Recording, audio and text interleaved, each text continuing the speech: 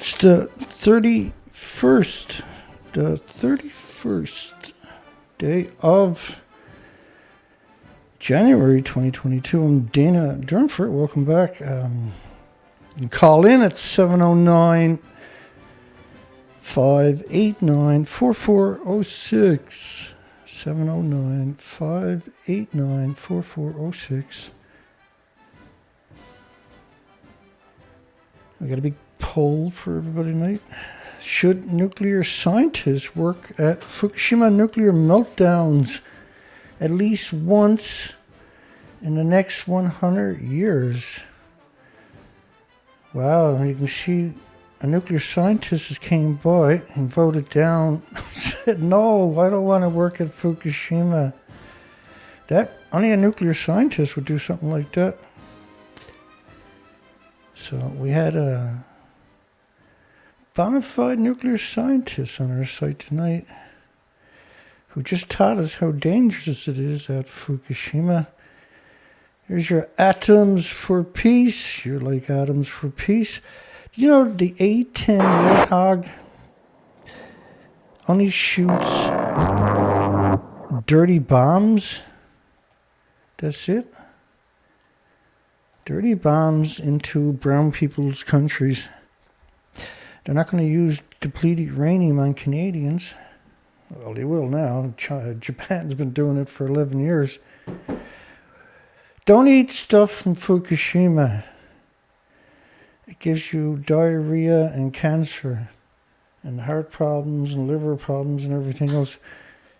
55 countries barred the food, not just from Fukushima prefectures, but those 14 prefectures. Welcome to the shitty world of nuclear. And fusion. I got another story about fusion again tonight. Atoms. Hey, Mr. Atom, have me a banana. So it's very hard to comprehend the atoms, right? So the atoms, uranium-235, gets hit by a neutron. It splits into two other isotopes and releases 3 neutrons, which can hit other uranium or plutonium fission, and that's the chain reaction. Now that, if you get enough in the environment, that can happen in the real world. So if you notice, my Geiger counter is clicking along at a pretty good clip per minute. So imagine there's an accident and you release absurd amount of radiation, and there's so much, you're talking about 220 million atoms of 129 iodines per liter, for instance.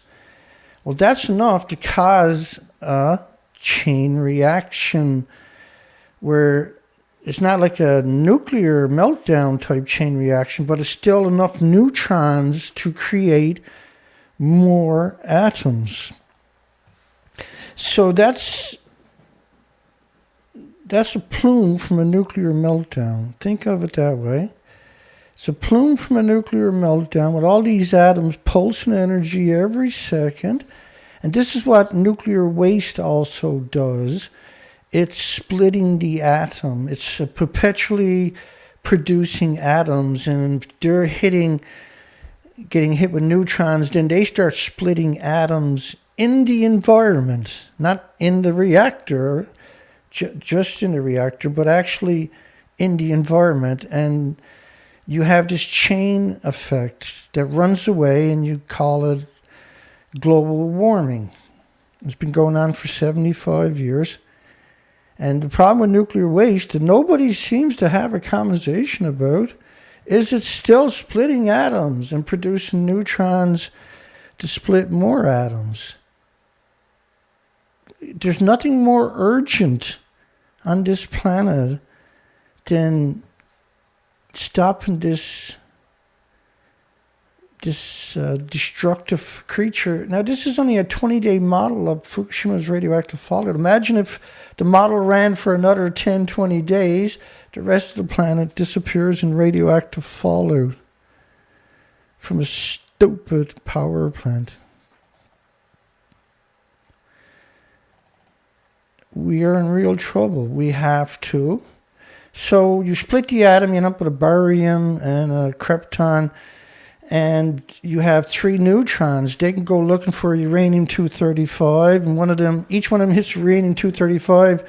They create 9 more neutrons and 6 more barium zirconians, which is this beginning of this bizarre chain of events where you can create 1,000 different types of isotopes with this production.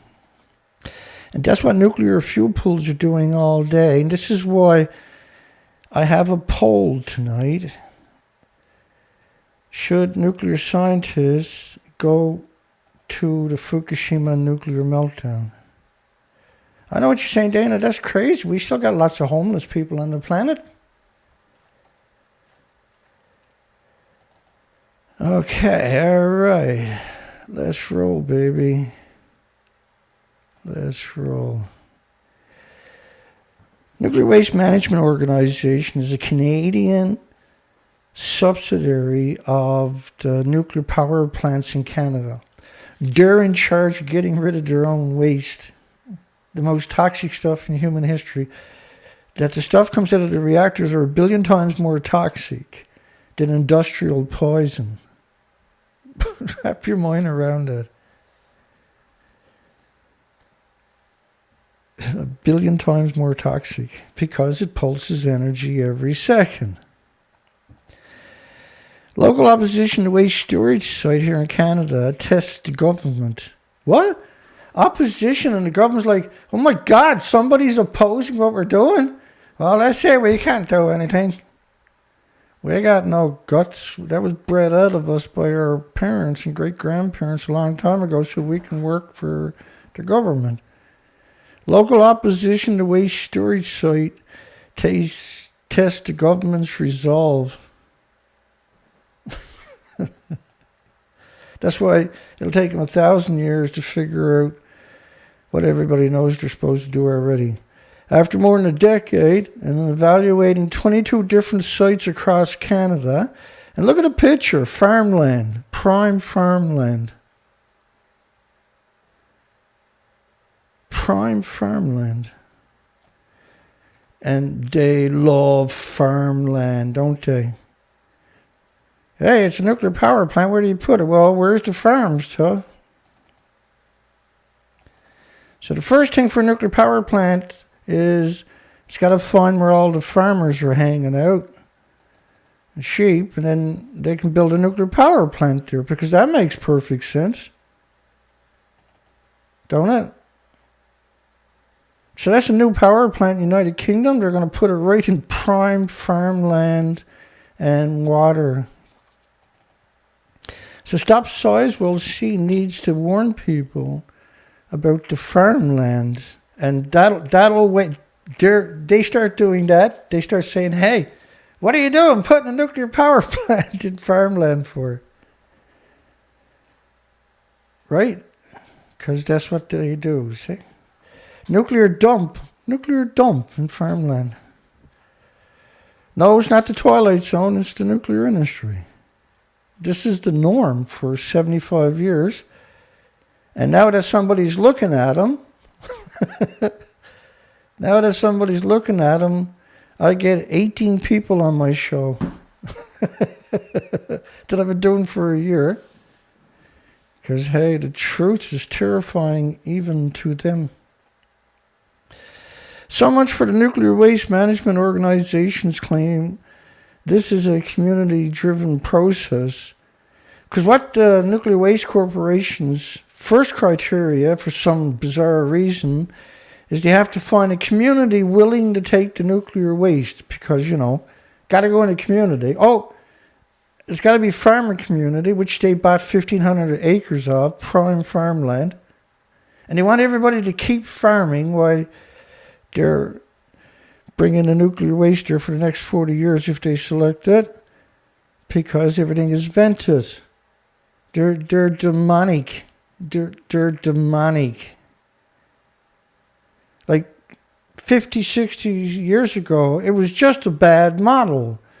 Now they said, hey, this is great. We're poisoning everybody too.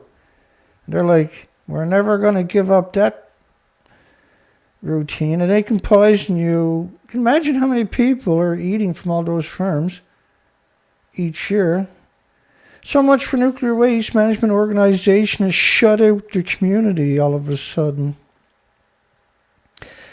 Oh, yeah, the U.S. needs more nuclear weapons. Of course it do, Dana.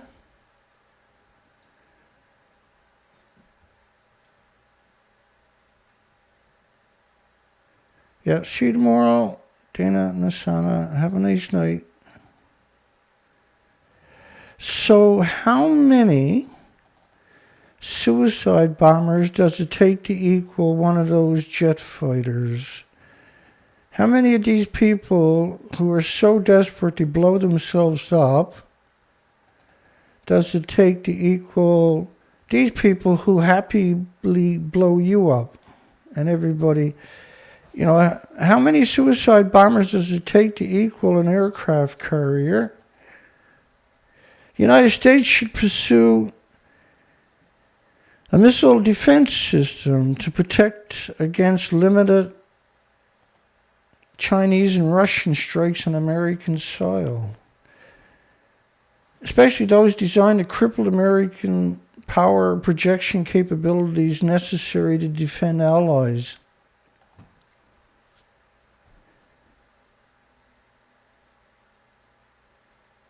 This is ludicrous talk.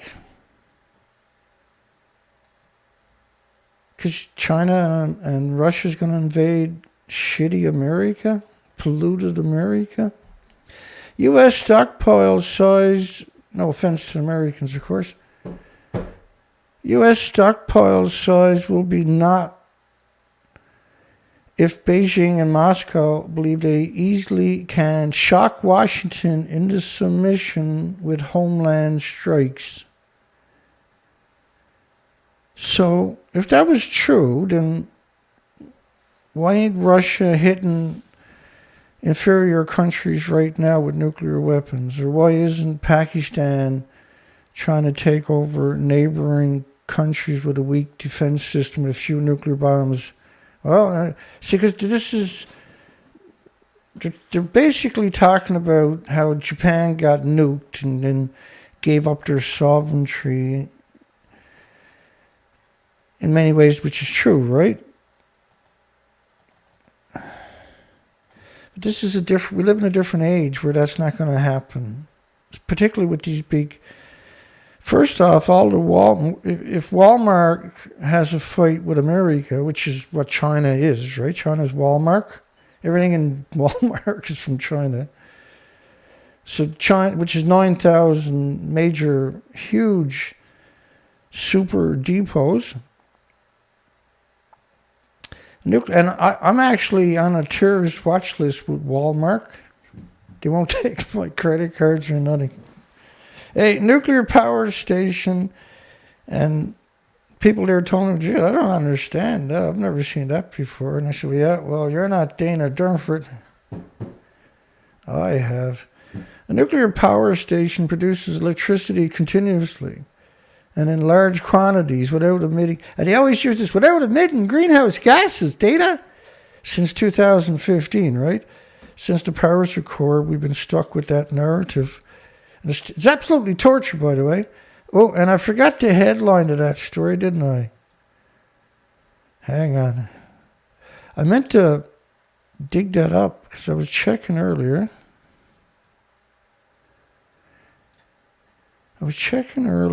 And I realized that the headline for the story was actually missing, which is damn confusing to anybody watching it, I bet. Bear with me. I'll find it. It's probably it there. Oh yeah, there it is. How a Swiss startup somewhere. How a Swiss startup wants to reinvent nuclear energy. Transmutex When a Nobel Prize winner asks you to work with them, it's hard to say no. No, it's easy. You go, no, you're a scumbag Nobel Prize winner. Right? That's what I would do if they asked me. Okay, so now we got the headline. Let's try telling the story again. A nuclear power station produces electricity continuously. It's about 35% efficient on top of that. And it can only use about 5% of the fuel. Because it's full of trillions of microscopic cracks, becomes very fragile. And that's one of the reasons it's releasing copious, unbelievable amounts of radioactive fallout in the fuel pools because it's still splitting the atoms.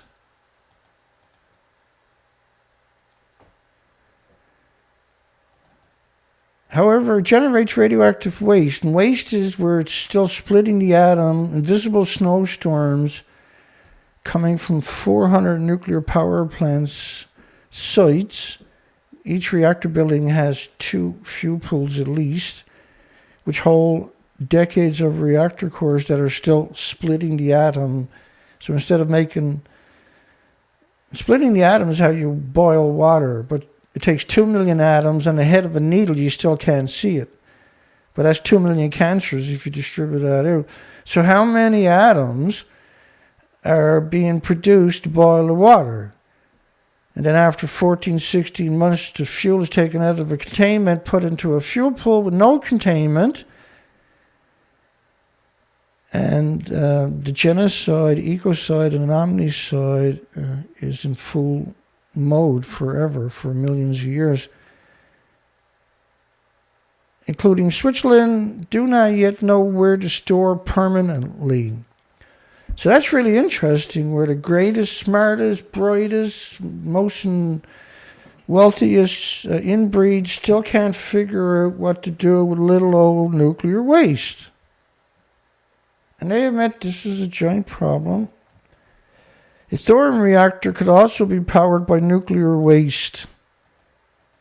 I forgot something the other day, did I? Hang on.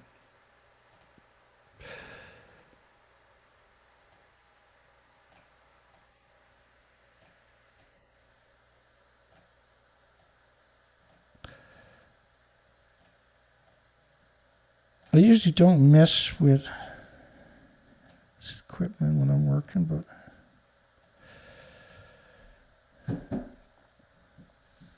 I gotta get a new sound amp, microphone amp, because I'm using a cheap one on an expensive system. It's fed into a filter first, a filter to filter it from the electrical appliances. They're like a big rectangle machine. That's all it does is you plug your equipment into it, and it filters it from feedback from the electrical outlets and other equipment plugged into that circuit. A thorium reactor could be powered by nuclear waste from existing nuclear power plants.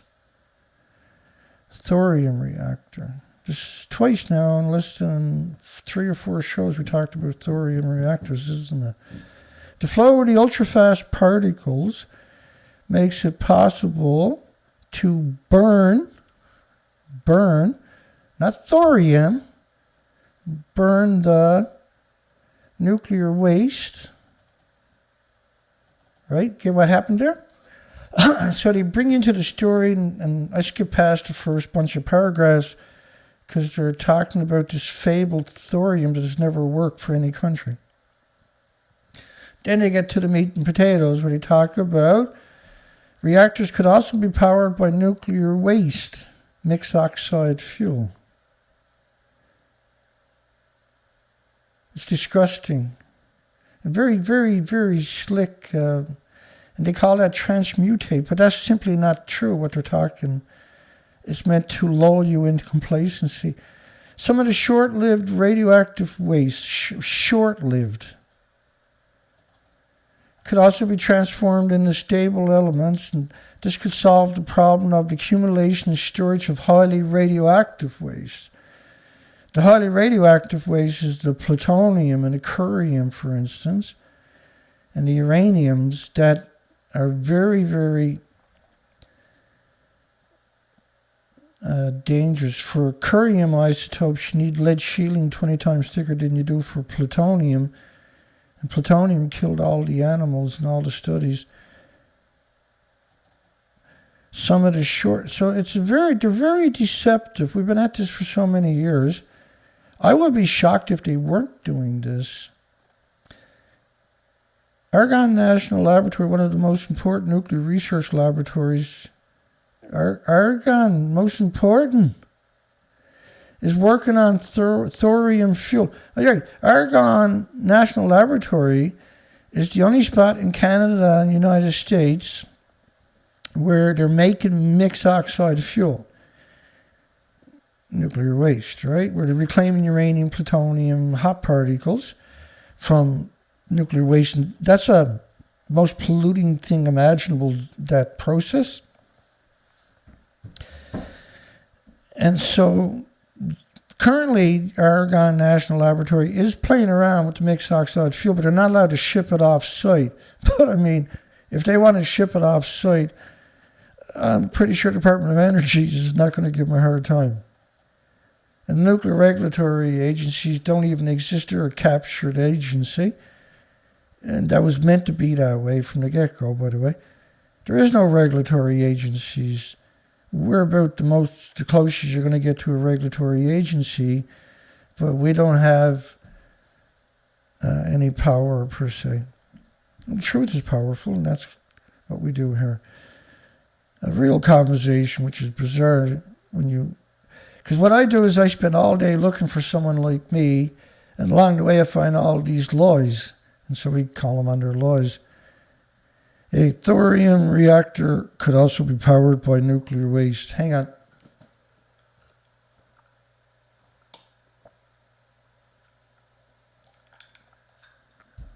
Big man thirsty. Big man drink. The need to reduce CO2 emissions. The need to reduce CO2 emissions. That's according to the ICPP, which is United Nations, right? And United Nations is a corporation like McDonald's, except it's 193 militaries. One of their first things they done was blew up North Korea and then napalmed every community, burnt it to the ground with a wicked, evil mixture of diesel and gas and other agents to make a fire incinerary weapon. If you're going to reduce the CO2 emissions, the best way to reduce CO2 emissions. It'll take me a second to find it. Does anybody know the best way? I'll check the comments section. Does anybody know, before I say something, does anybody in the comments know the best way to reduce CO2 emissions? I'll keep an eye on the comments section.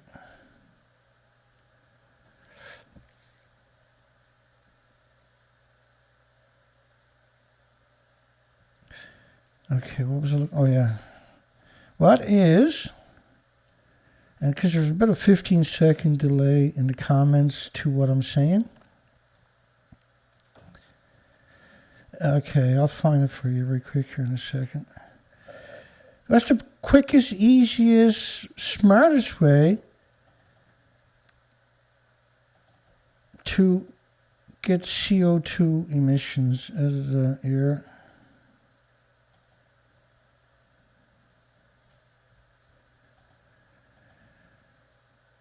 Almost ready. I'll check the comments before I stick it out there.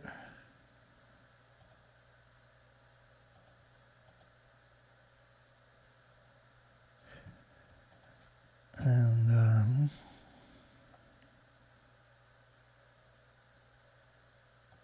well, I don't see anybody in the comments section jumping on it. James Lewis says, stop uranium mining.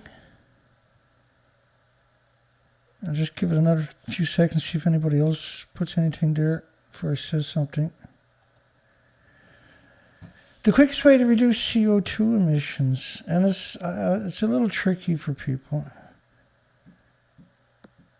Yeah, stop uranium mining is the most important thing we can do. But there's another thing that we can do where we're trying to get that accomplished, is container ships emissions. One container ship equals 50 million cars.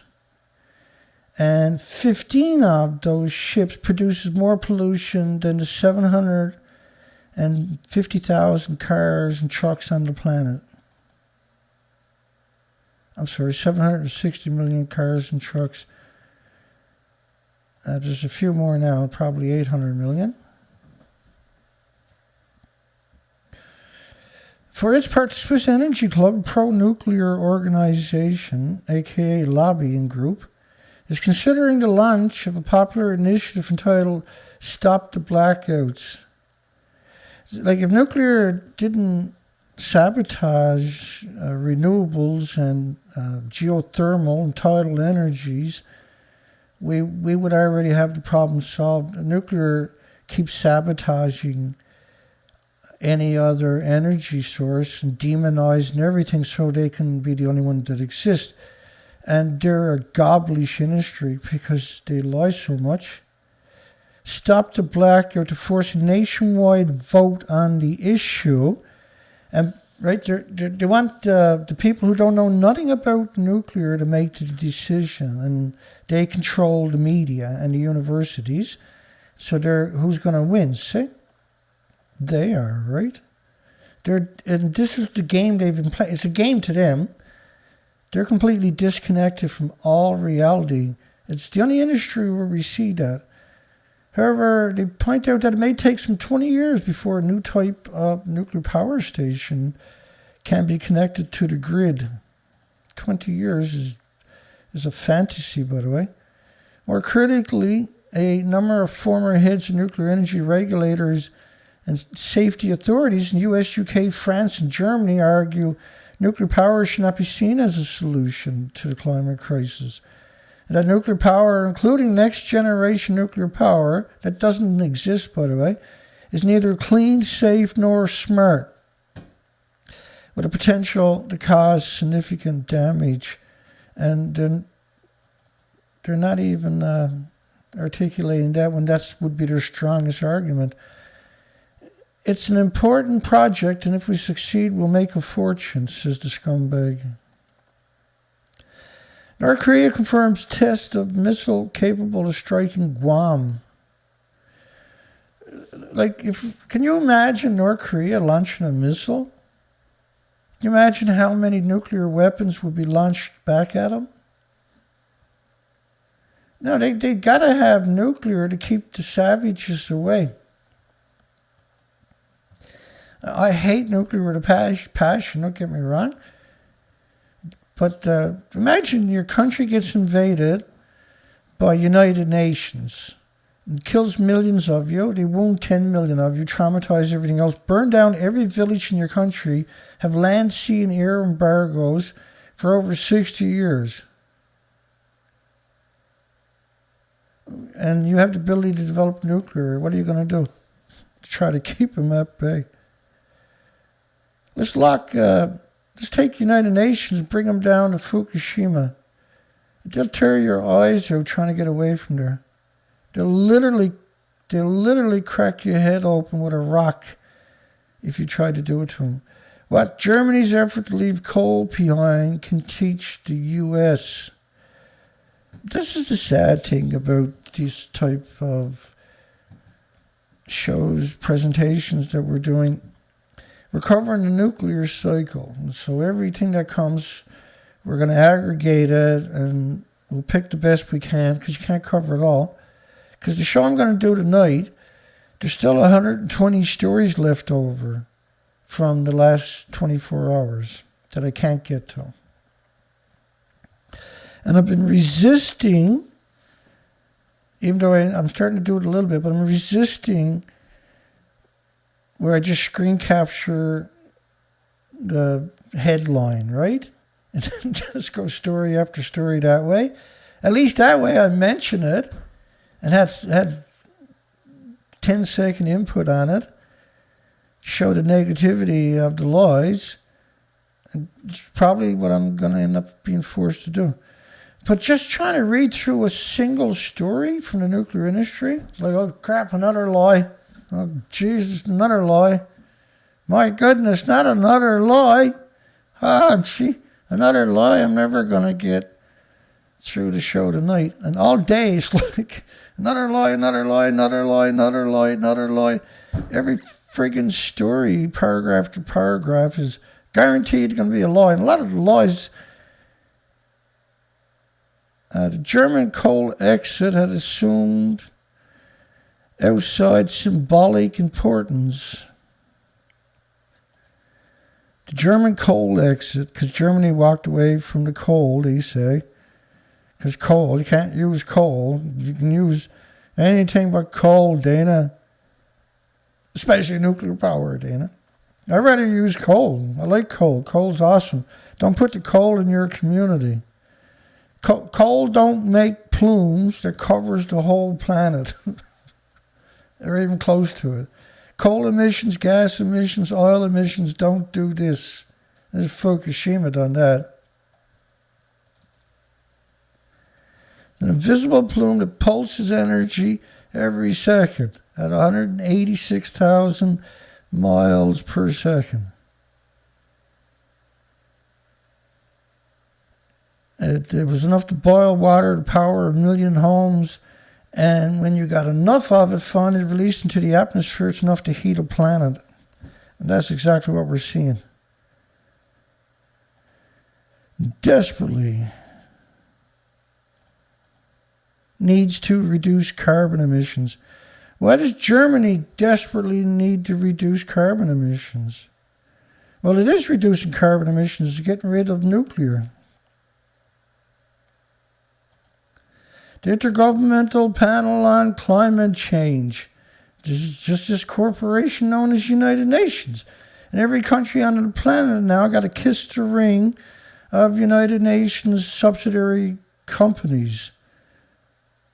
You know, all the way down to UNICEF, for goodness sakes, the World Bank, the World Health Organizations, the World Trade Organizations, the World this, the world that, and nobody in the world is allowed to do anything unless the United Nations, the corporation on United Nations, military-industrial complex, says you can do it. That we need to stop adding carbon dioxide to the atmosphere. The Intergovernmental Panel on Climate Change says, Simple Simon says that we need to stop adding carbon dioxide to the atmosphere. No. You gotta stop adding this brutal, lunatic, radioactive fallout to the atmosphere. Morons. That's your problem. And it comes in many different flavors. Many different flavors. There's a plutonium flavor map of Fukushima covering the planet. There's your xenon-133 covering the planet. There's your Neptunium-239 covering the planet.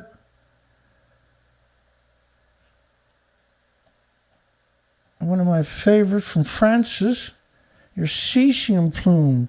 In 16 days.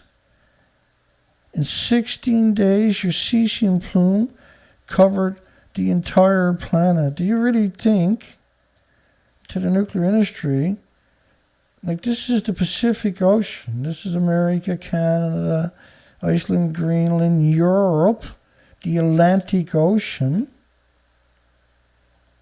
Gas, oil, and coal doesn't do that.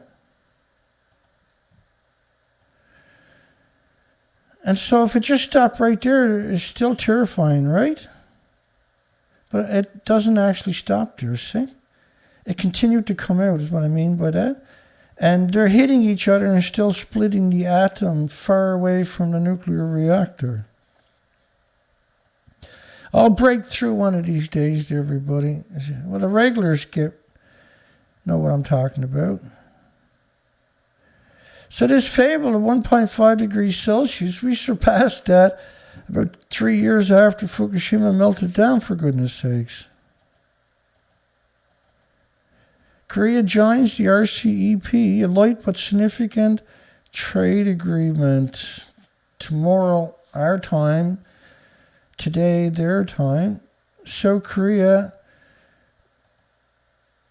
the world's largest free trade agreement, went into effect in Korea, bringing the Asian Pacific economies together in an unprecedented bloc. The actual trade benefits of the regional comprehensive economic partnership will not be fully effective for decades and are not necessarily all that significant. What matters most are the geopolitical implications of the New World Order. It will bring Japan and Korea together. Why would you do that? Why would you trade anything with a shit land like Japan? What the hell is wrong with South Korea that you want something from a nuclear wasteland? They got nothing there worth taking a chance on. No offense to Japan, of course. Bless your hearts. But the nuclear industry has to sacrifice some countries so the rest of the countries can survive. And therefore, Japan should be sacrificed so the rest of the world can survive. It's a terrible thing, I know, and nobody wanted to be in this position to make that decision. But by lying to the entire planet for 11 years and poisoning their own country beyond rehabilitation, they set the standards.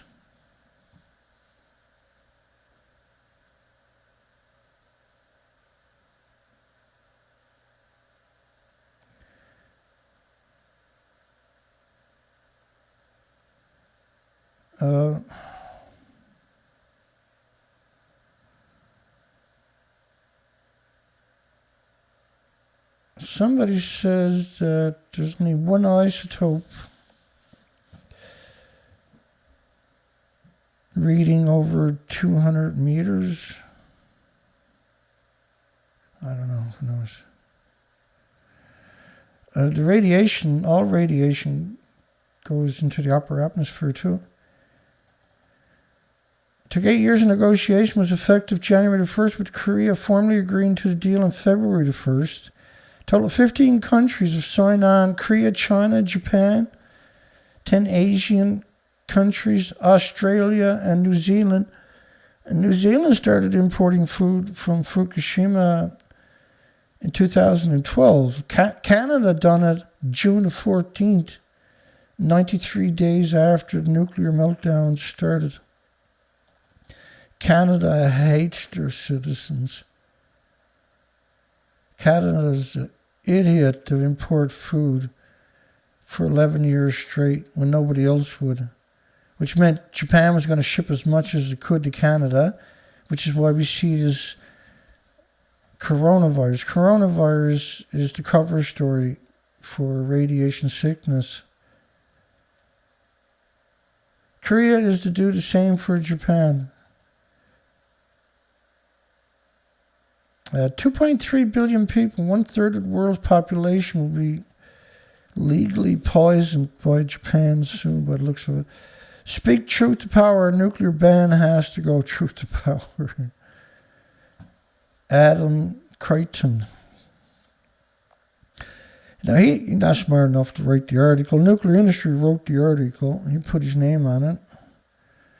A nuclear power station in central France, surrounded by houses and farmland. France is disgusting. They irradiated all the French Polynesians, all of them. The majority of the babies being born are deformed. It was a pity Scott Morrison appeared to rule out civilian nuclear power. Right, the Australian, pro-nuclear in Australia are disgusting, aren't they? Like, we've covered them for years. Longer than that, I guess. But the prospect of our own nuclear submarines should be an opportunity to dump a ban on nuclear energy. First off, you don't have the submarines. You won't even have them for a long time. And none of you even knows how to work one of these machines. And second off, what the frig is Australia doing with nuclear submarines? So the Australians can't have any future? Spend all the money on something stupid like nuclear submarines.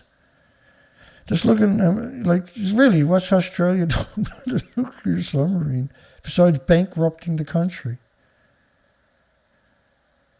And they're talking about going over and taunting China with it. I can hear China now. Master, there's an Australian submarine off our coastline. Why are you bothering me about stuff like that? Who cares? It's just Australia. It's probably full of sheep.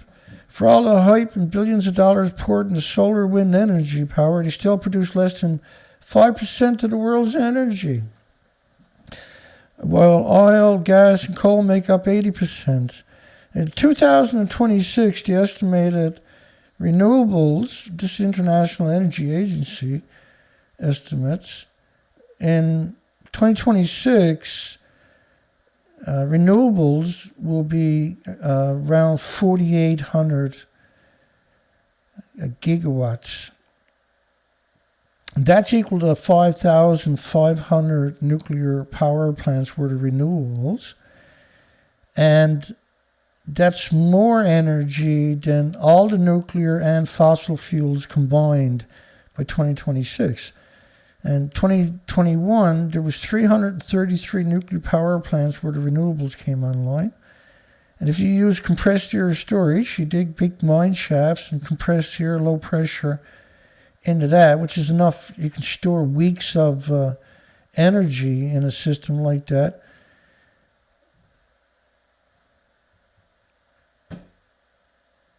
And pumped hydro. And Australia is perfect for that. And Australia is one of the biggest, has over 2 million homes with solar.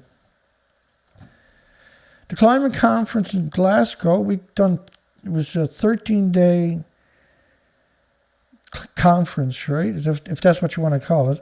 It was United Nations, and which is an anti-human, anti-species corporation. They started that, by the way, on Halloween, appropriately, and ended it appropriately 13 days later. And I done a show for each day. You know, like we took all the major headlines and we had an actual conversation. And we weren't surrounded by police the whole time. Australia needs nuclear power not only to meet our ambitious emissions target, but to contribute to US and allied efforts to reassert scientific and technological leadership in nuclear power that's rapidly is being lost to China. China will walk away from nuclear power too in the near future. It's posturing. Renewables are undeniable. And if you use geothermal in the mix and tidal, because tidal, you can predict it 300 years down the road what it's going to do. You don't need sunshine and wind to use tidal or geothermal. So if you backed up your solar and wind with geothermal and tidal, you wouldn't even need storage now, would you? I like it.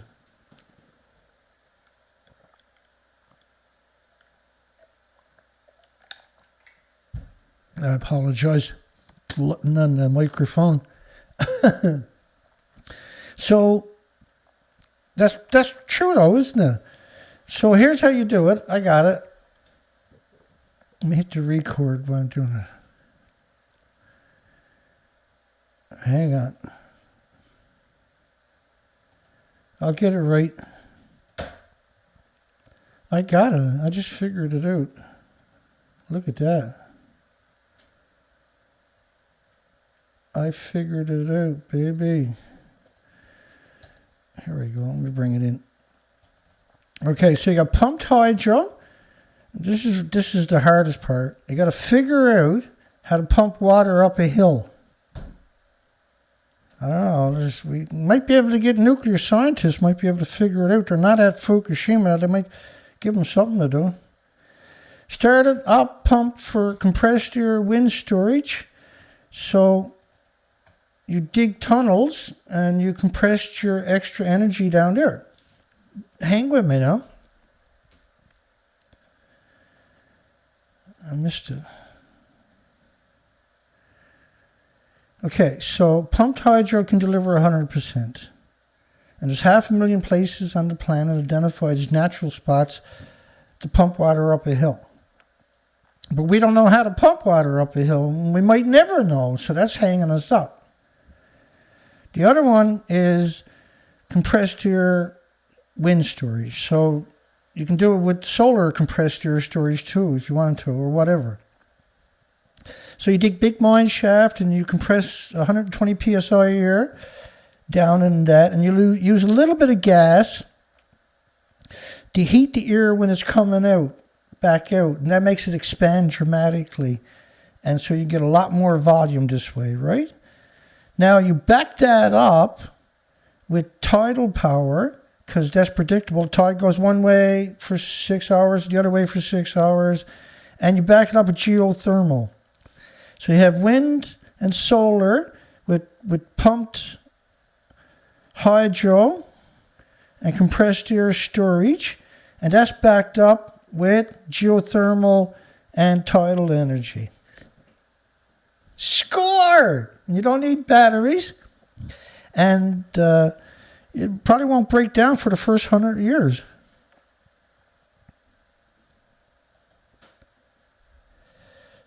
Just a fantasy, I know.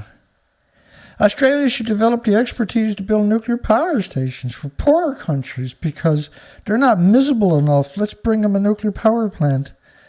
That's my biggest fear, is we find another planet in the solar system. I'm an anti-nuclear, per se, think tank. I'm what you call a rational think tank.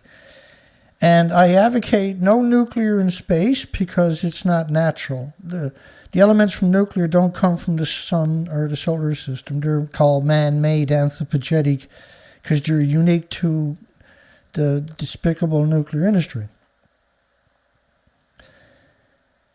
Where was I going with that? So my biggest fear is that we'll find another planet with people like, say, us and animals, and the first thing the nuclear industry is going to do is going to shoot a nuclear power plant there and destroy it. Because that's what they'll do if they find it, right? They're like, we got to destroy that. I can't have that. That's a livable planet. We got to get rid of that. Australia should develop the expertise to build nuclear power stations. Well, why not develop the expertise for compressed air storage and pumped hydro first, and geothermal and tidal energy, before we can trust you with something dangerous like nuclear? Carbon-free nuclear power, like, it's to the point now where God helps somebody that walks up to me and tells me nuclear is carbon-free. They won't need a haircut again because I'll pull the hair right out of their head on the spot. Is an absolutely critical part of decarbonization equation. U.S. Energy Secretary Jennifer Granholm. This is ludicrous talk. Canada has ordered small modular reactors. Really? Who'd they order them from? Santa Claus? The Easter Bunny? Because they don't exist and they won't exist. The smaller, more modular, cheaper, leap tall buildings, can fly at the speed of light reactors that produce about a third of the power of the traditional disease factories known as nuclear power plants. Like, this is absurd, as Canada has ordered small modular reactors. So anything to hoodwink the people in Australia, who are mostly segregated from the media, right? You heard the Great Firewall of China? Australia makes it look stupid. Australia is a lunatic country in the government agency side. A former U.S. Navy Rear Admiral former U.S. genocidal Navy Rear Admiral, says Australia has potential to lead, not lag, like a good general, of course, in the field of civil nuclear power. Civil. When you hear him using those kinds of narratives and framing it that way, like that's the scariest thing imaginable. France, late last year, reversed the decision to cut its dependence on nuclear energy from 75% to 50% and announced the $30 billion, $47 billion US for 6 new reactors. First off, France got 2 reactors that are about 8 years behind.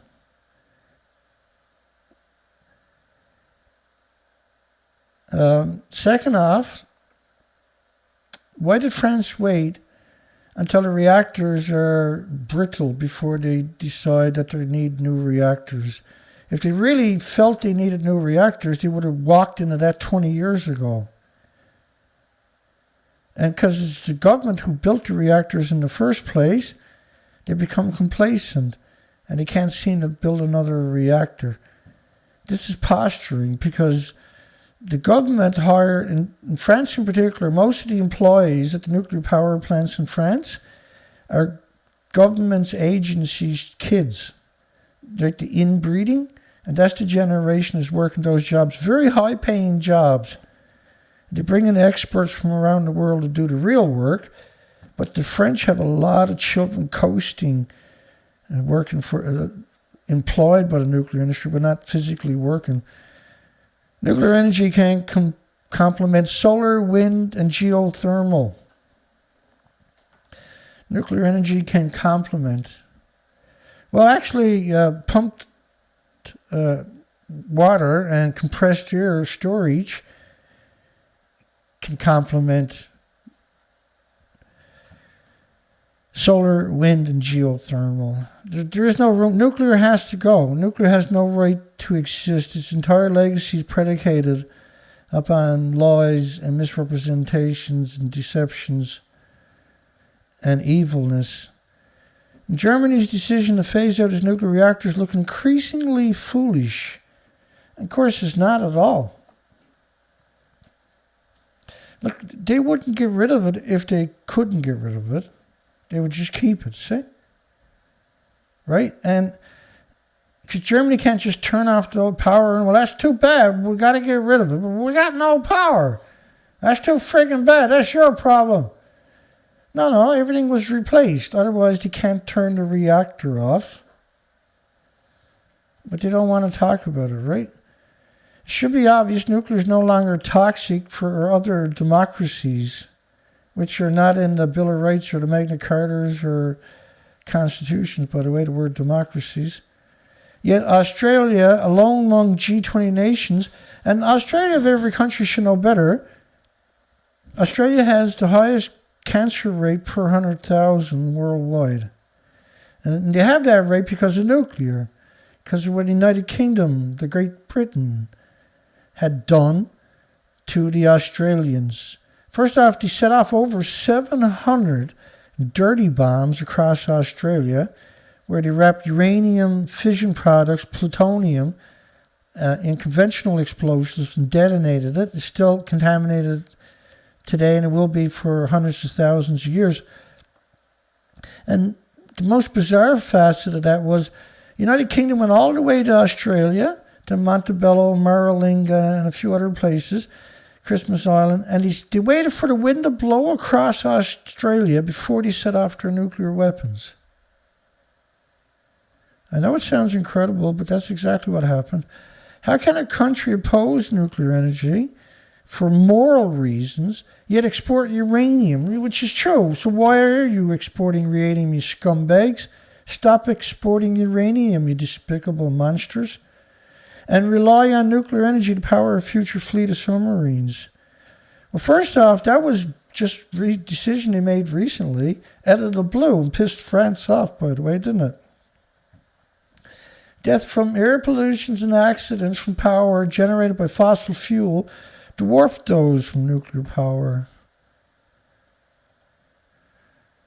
So we're going to go there, are we? First off, Coal, oil, and gas doesn't kill all the birds, insects, mammals, and animals, and whales, and everything else worldwide in 10 years. Nuclear does, though. Nuclear is the cause of global... This is what I mean, that the young buck name on the story wasn't the guy who wrote the story in the first place. This is right out of the a-hole of the nuclear industry. Death from air pollution, accidents from power generated by fossil fuel dwarf those from nuclear power. This is absurdness, by the way. 14.2% of the Japanese children born per 100,000 need open heart surgery. There's one community in Fukushima where 7 people died on a single street while shopping, just dropped dead in the first year after Fukushima nuclear meltdowns. But the Fukushima plumes covering our planet, these are death plumes. And this is what I mean. The nuclear industry is very good at regurgitating the same narrative over and over and over. Renewable subsidies have long made a mockery of a free market, and they're alluding that towards the renewables. Nuclear couldn't exist without endless subsidies. Like, it's absurd. Normally the Australia, thankfully, is usually, it's a paywall, but when they got a real propaganda, they just released that out onto the whole planet. Advocates for small modular reactors talk up their benefits as a transition capability, wary of the enduring popularity of renewables among the public and investors. First off, there's no small modular reactors, so why are you talking about it? I suppose, you go write your next article, you're going to write about how the aliens gave you an anal probe. But it's far from clean renewables and batteries. And as I showed you just a few minutes ago, compressed air storage. Why would you invoke batteries when you can use compressed air storage and pumped hydro? And Australia is perfect for it. Will ever provide the baseload supply needed to power a modern economy. Again, you see this, the small modular reactors don't exist. You're going to have to come up with all kinds of technology, blah, blah, blah, blah, blah. When, if you put that energy in the renewable or geothermal or tidal, or pumped hydro, compressed air storage, you can solve that riddle in just 60 days or something. This is one of my favorite ones. It would require 1,000 years of production to make enough batteries for 2 days' worth of U.S. electricity demand. 1,000 years of making batteries. Compressed air storage, pumped hydro, geothermal, and tidal energy. And if you used wind and solar as the key components, problem solved. That's your problem solved. And instead of developing small modular reactors, worldwide, country after country, dumping tens of billions of dollars trying to figure out how to make small modular reactors. And if you took 10% of that and they all went to work on renewables, problem solved. Piece of cake. That was easy. Wow. Look at that. We got a future after all. No, they'll kill the planet rather than come up with a solution. And you see that too in the nuclear waste, right? Assuming battery technology will improve in leaps and bounds is naive. So there's no way. First off, over 2 million Australians has solar power, for goodness sakes, in their homes, powering their homes. The most on the planet, except for China, of course. China doesn't really count, Dana. Federal elections typically aren't fertile grounds for starting conversations about important policy questions, and whoever wins urgently needs to bring Australian attitudes. to nuclear power to the 21st century. Developing a domestic nuclear power industry won't happen overnight, thank goodness. And it will require 1,000 years of 7 billion people making batteries to make enough batteries for 2 days' worth of the U.S. electricity demand. So there's no other alternative, just batteries. I mean, my goodness. Right? My goodness. Committee hosts public here on nuclear power plant. Public here? What the hell is a public here? Here. Imagine somebody naming their dog here. Here. Come on, boy. Here. Where you going? Oh, hi, here. How you doing, puppy? I think nuclear scientists, if you become a nuclear scientist, when you graduate, you should have to kill your parents with a baseball bat to show your commitment to the nuclear industry. Committees hold public hearing on nuclear power bill, nuclear plant bill. Of course, this is from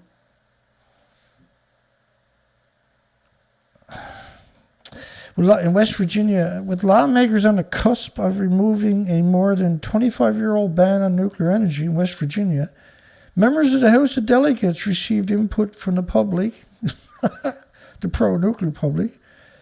So they got no problem articulating a paragraph, but you can't put up a headline. Committee hosts public hearing on nuclear plant bill.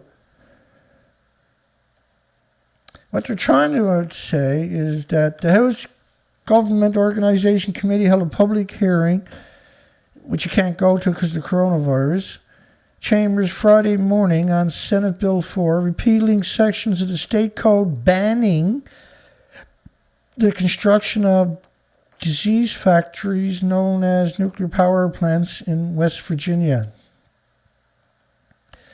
So they overturned the ban, saying you got to have a referendum on any new nuclear power plants coming into West Virginia. And there was no way to stop them from overturning it because they're in charge.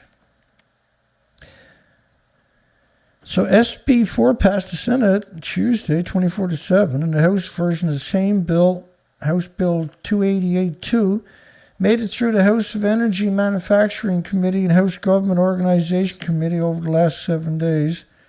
Free-falling all the way to the finish line. Nuclear energy offers an affordable, reliable, clean, too cheap to meter, carbon-free energy source for consumers.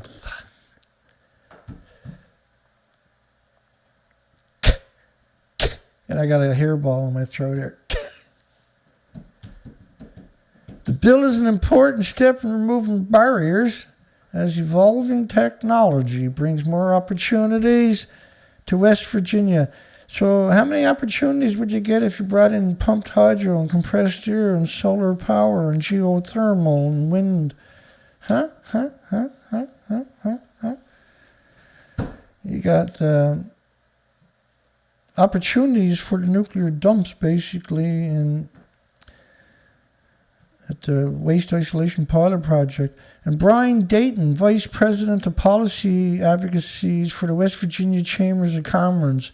I always see the Chambers of Commerce of every community licking the boots of the nuclear industry. We see this so many times. As the technology arrives, we want to make sure we're ready to take advantage of it. They're talking about small modular reactors. Hannah King, a lobbyist, which was illegal under the original Constitution, with the West Virginian Environmental Council, read a prepared statement on behalf of Gary Zuckett, Executive Director of the West Virginia Citizens Action Group, due to being quarantined for coronavirus. Zuckett, who advocates for the 1996 ban on nuclear power, said even with improvements in technology, the state should take its time before repealing the ban.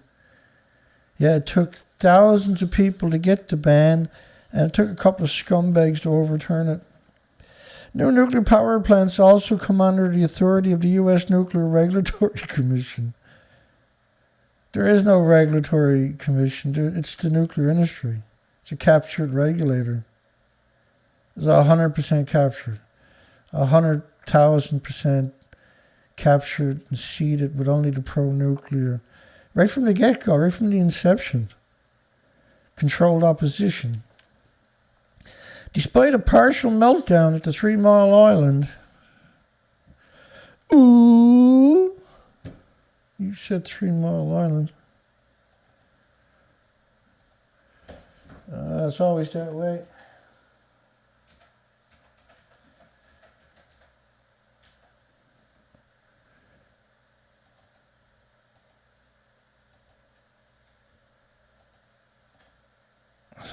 That's not what I wanted, but 3 Mile Island.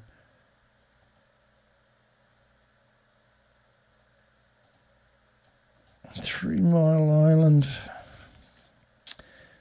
Oh yeah, 3 Mile Island. Now I remember. Yeah, the community right alongside a nuclear power plant, nuclear wasteland, always hemorrhaging radiations. Report of enormous increases in cancer, infant mortality rates, birds disappeared, mutations, pet deaths after radiation exposure, supported by top universities, reanalysts at 3 Mile Island data.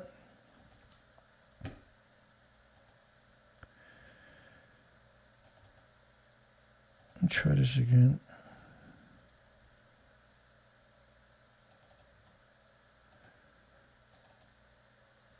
Where are you to, baby? The perpetual laws, eh?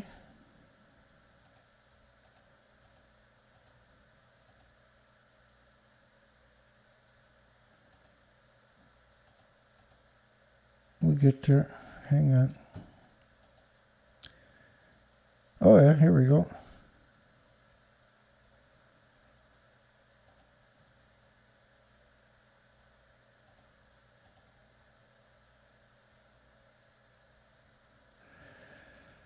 Okay.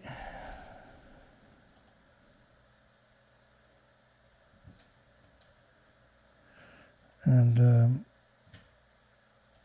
what the hell was that? Okay, here we go. First off, I'll show you how this works, hopefully. This is a fake picture. This is supposed to be the elephant foot from Chernobyl. So somebody photoshopped themselves, or somebody in there.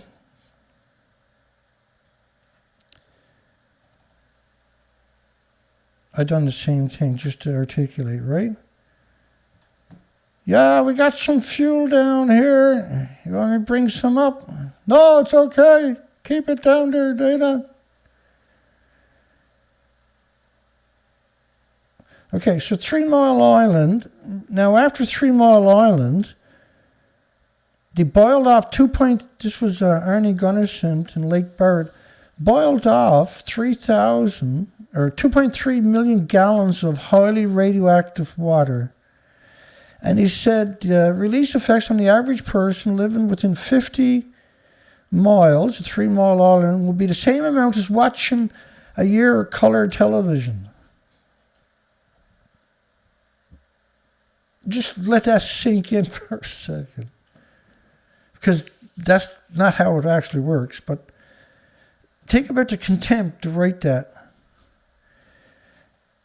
2.3 million gallons for 24 months boiled off into the communities of highly radioactive water that they probably just dumped into the ocean and said they boiled off. Here was an academic study, regulators and legislators. Mobilization for 3 Mile Island, the disaster that wasn't. It's an actual academic study. They said around 2 million people around 3 Mile Island during the meltdown received only 1 millirim above the usual dose. Now, you're not getting millirims, you're getting atoms that are floating around in the environment, right? And you suck that in your body as pulse and energy. That's a Becquerel every second, but on a whole different scale. So you had them saying that boiling off radioactive water 2 million people got the same dose as watching color television for an extra year, and that they admit that, right? In this study, there was over 2 million people got contaminated, but it was just an extra millirim. And you get millirim from just naturally being on our planet, Dana. No, like, did anybody get a millirim of nuclear, pre-nuclear industry? No. A single atom gets in your body, sequesters in your muscles, your organs, and your bones. Your body attacks with white blood cells for the rest of your life. By the way, that displaces red blood cells for the rest of your life that's carrying oxygen, nutrition throughout your body. Your white blood cells attack the radiation sequestered in your muscles, your organs, and your bones for the rest of your life, and eventually, over decades in increments, builds a tumor around it, and we call it cancer. And so claiming that they got a millirim and then that's it is not how it works. Radiation goes in your body. You can't switch it off.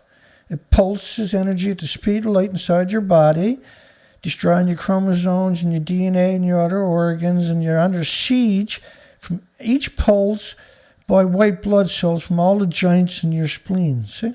Okay? All right? U.S. Navy has operated nuclear power carriers and submarines with no incidences for more than 60 years. That's not true. They've had several nuclear submarines that sank. One took the crew with them, right? The sank has never been recovered with nuclear weapons, nuclear reactors on board, for starters.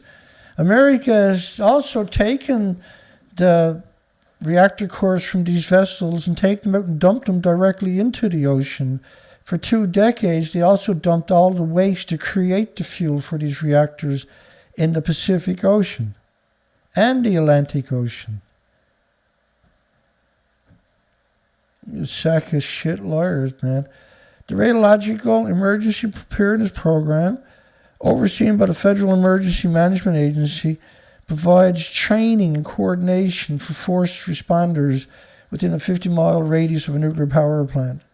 50-mile radius. But they only put the sirens to 10 because activists forced them to put them somewhere, right? And say there's 100 sirens around a nuclear power plant. If you can hear a siren from a nuclear power plant, you need to evacuate. You need to leave as soon as you can. So, within 50-mile radius of a nuclear power plant, you're going to see a massive spike in heart problems, liver problems, lung problems, respiratory, pituitary, thyroid, adrenaline, Alzheimer's, dementia, autism, diabetes, Down syndrome, dementia, schizophrenia, 1,800 illnesses and diseases, not autoimmune deficiencies and injuries and illnesses. But bringing together all the key partners from local, state, federal agencies, it ensures that the plans in place are sufficient to meet the needs of the communities surrounding the nuclear power plant. This is absurdness. They're emitting radiation 24 hours a day, 7 days a week from the fuel pools and the nuclear waste stored on their site, all of it still splitting the atom. And this is why we got a poll tonight, by the way. How's our poll doing? Should nuclear scientists work at the Fukushima nuclear meltdown at least once in the next 10 years? And 90% of the people were like, gee, that's a great idea, Dana. That's fantastic.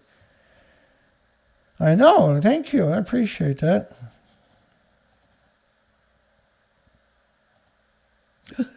No, not 2 of you. Just in case you get one of me, there's always the other Dana, right? Because I got hit with a neutron and there's 2 Danas. How nuclear fusion powered a race to net zero.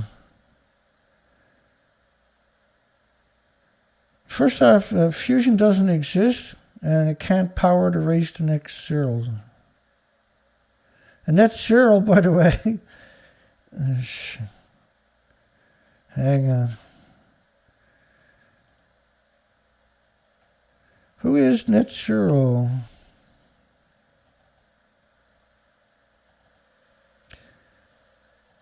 Come on.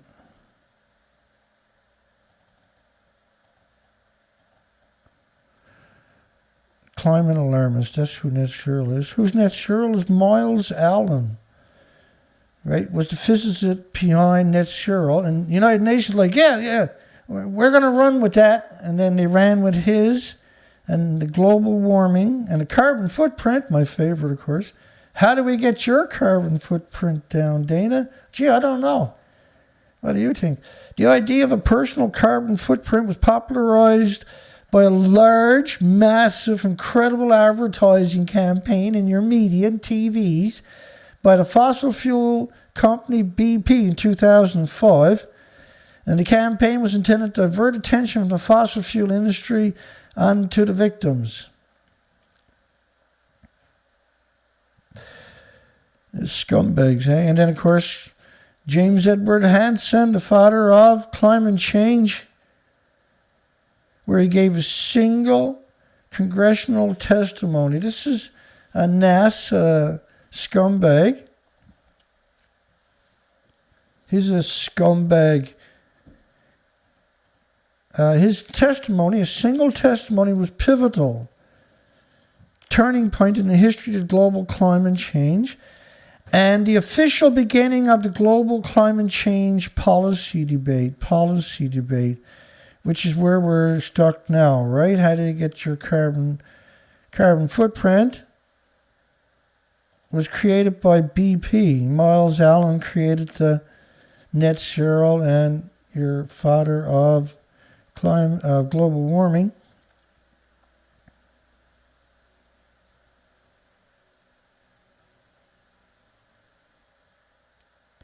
Anytime you're ready.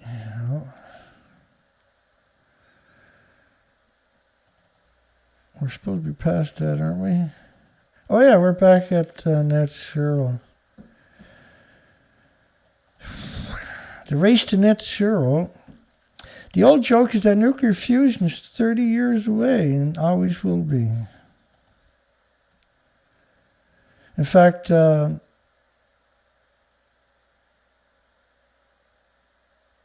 quips Greg de Termerman, managing director of the Paris, France, scumbag France, energy think tank, Xenon. Xenon, of course, is an isotope that'll burn a hole through your lung and sequester in your bone. In fact, the joke has become so hack-eyed over the decades, it has been banned by editors at The Economist. And The Economist, after Fukushima nuclear meltdown, says you shouldn't evacuate the kids, just get them to gargle when they come in the house. Right? James Colbert was hoping to be the head guy at The Economist. And James Colbert, of course, used to have FukushimaFacts.com. And he sold that to the Reconstruction Agency in Japan after the gig was up. And he's a degenerate scumbag, right? The Colbert Report. I've covered him many times. What a despicable piece of work of art that creature turned out to be. Almost ashamed to be a Canadian after I seen what he was doing. 100 million degree temperatures. And going to hold it in place with magnets. And it's based on a design from 1906. Because they can't come up with one on their own. Like everything else you see them doing in nuclear. It's all based on the original papers. And so, 100 million degrees. Think about how much energy you're talking about just to fire that sucker up. And if they took this energy and all this brain power and put it into pumped hydro, compressed air, renewable energy, winds and solar, and geothermal and tidal energy, you would have all been solved 25, 30 years ago. Or if they'd done it right now in the next 2 or 3 years, they would solve all the problems. They'd solve every problem. Instead, no. We'd rather let the planet die than use something else. It's like going out and putting a big square block on your car. For instance, take your tires off and put big steel blocks, drill it out and bolt them onto your car, and wonder why your car is friggin' rattling and pounding at 2 miles per hour. Like, no, I'm not putting tires on it. I like them. I can make them work in 30, 40, 50 years. Just give me a chance, and 5,000 scientists will get it to work. Yeah, you got to drive 200 miles an hour to get rid of the knocking, but it worked. You got to use 100 million degree temperatures, but it worked.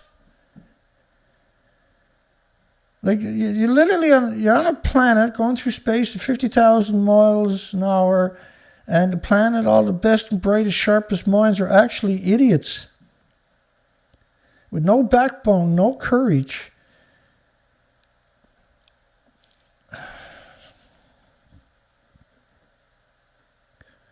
You can solve all your problems. All you got to do is go ahead and do it.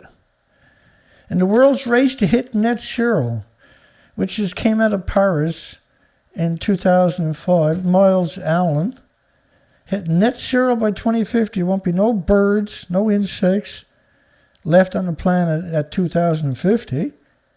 Fukushima's got almost everything killed off now, for goodness sakes. The current record dates back to 1997, when he used 23 megawatts to generate 16 megawatts of power. Remember, we were covering a story a few days ago where they had fusion for 100 trillionth of a second. And they got power back was equal to the voltage of a 9-volt battery. Determine all of this in 100 trillionth of a second. And they put in so much energy and power the United States for 2 days. There are 2 main techniques for creating fusion: magnetic confinement. They were just going to wrestle it in there with a whole bunch of the world's most powerful magnets. One of them weighs 450,000 pounds. God help anybody with a pacemaker that walks past that one. Inertia fusion also needs to produce much more energy to compensate for the laser's gluttonous consumptions. Just imagine if all of these gluttonous scientists put their energy into solving geothermal and tidal zone energy and wind and solar and storage like compressed air and pumped hydro.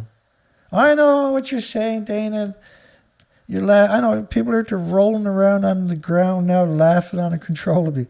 Come on, Dana, you don't really expect scientists to work on something that's going to work. Most investors believe fusion will be operational in the next decade.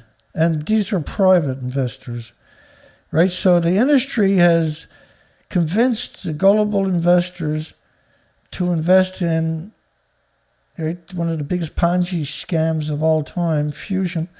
Private fusion companies have skyrocketed in the past decade. 2020, they got 17, 8, 26, 27, 28. Private. That's a lot of voodoo scamming going on there, man. Oh yeah, no, we'll get it within the next 50 years for sure. Fusion has a lot going for it. Clean energy source that don't exist, of course. And it's not going to be clean. And they say it releases much more energy than fission and produces no high-level nuclear waste. Well, it doesn't matter. Low level or high level still kills all the species on the planet.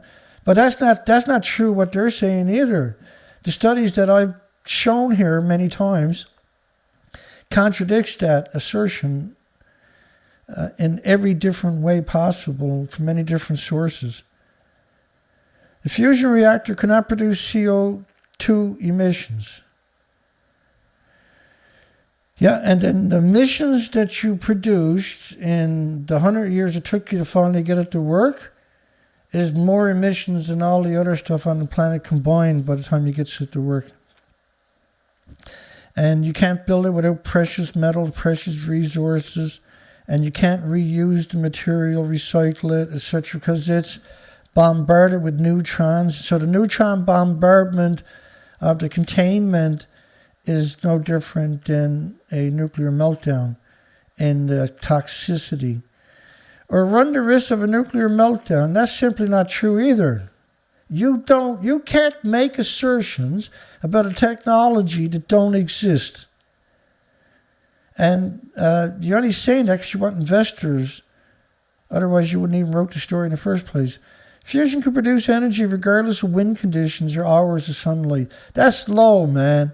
That's a low blow, buddy. That's a low blow. Because if you had wind turbines and solar panels, and you had compressed air storage and pumped hydro, you wouldn't need fusion, would you? You despicable sack of no good. Fusion is a compact energy source. Has anybody seen the fusion facilities they're building? These are incredible, massive machines that have used up almost all the precious metals currently on the planet. Oh, great, the Intergovernmental Panel on Climate Change. Really? That's what you're going to use? That's your argument? Back to United Nations? Because you can't make an argument on your own? You got to regurgitate their narrative? You despicable sack of garbage. No wonder your parents got your cushy job. You're too stupid to get a real one. That the world needs to reach net zero. Of course, net zero eject that from Miles Allen study and then claim that somehow now that's the arbiter of everything. Estimates for when fusion might come into use ranges from 250 and beyond. He said, personally, I wouldn't be surprised if there's anything as practical, by which I mean economics, before 2040. So fusion's role in net zero by 2050 would be limited. Limited! I bet you can build one, right? How is that going to neutralize? Like, the 2050 fable is exactly that. It's a fable. You got to, like, there's your problem, is endless radioactive fallout from Fukushima. That's your problem.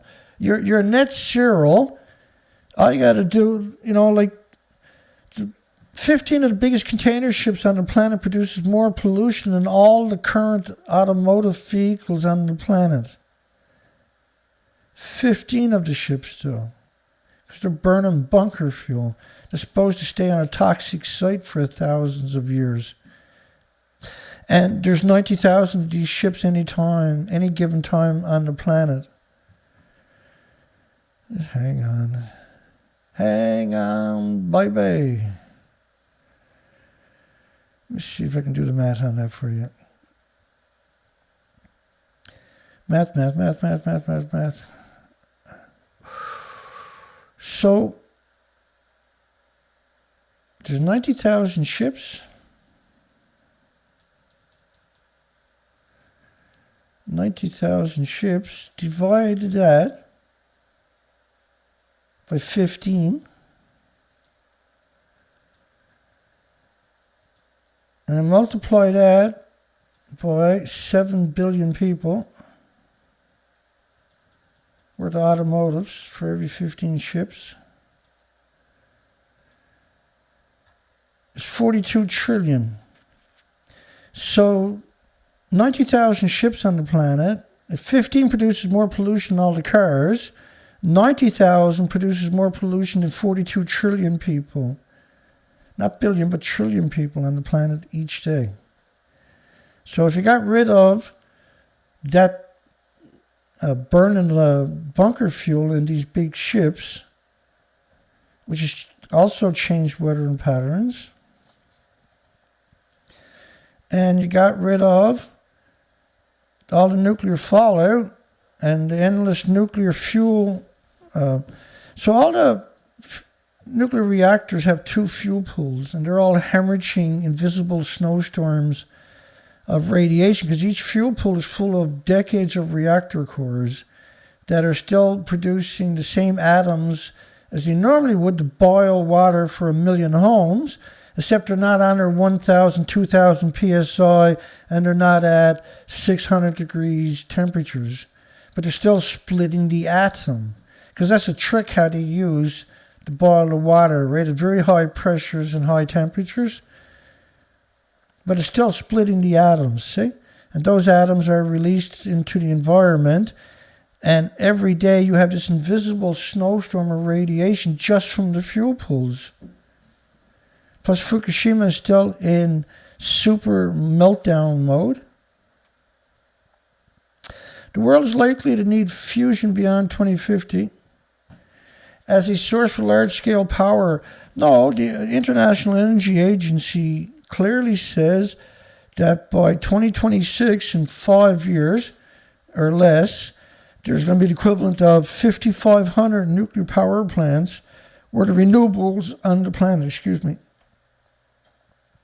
So by the time fusion comes along, renewables of many different varieties and many different flavors will easily dominate the planet, and nuclear only exists for weapons and for extermination of all the species.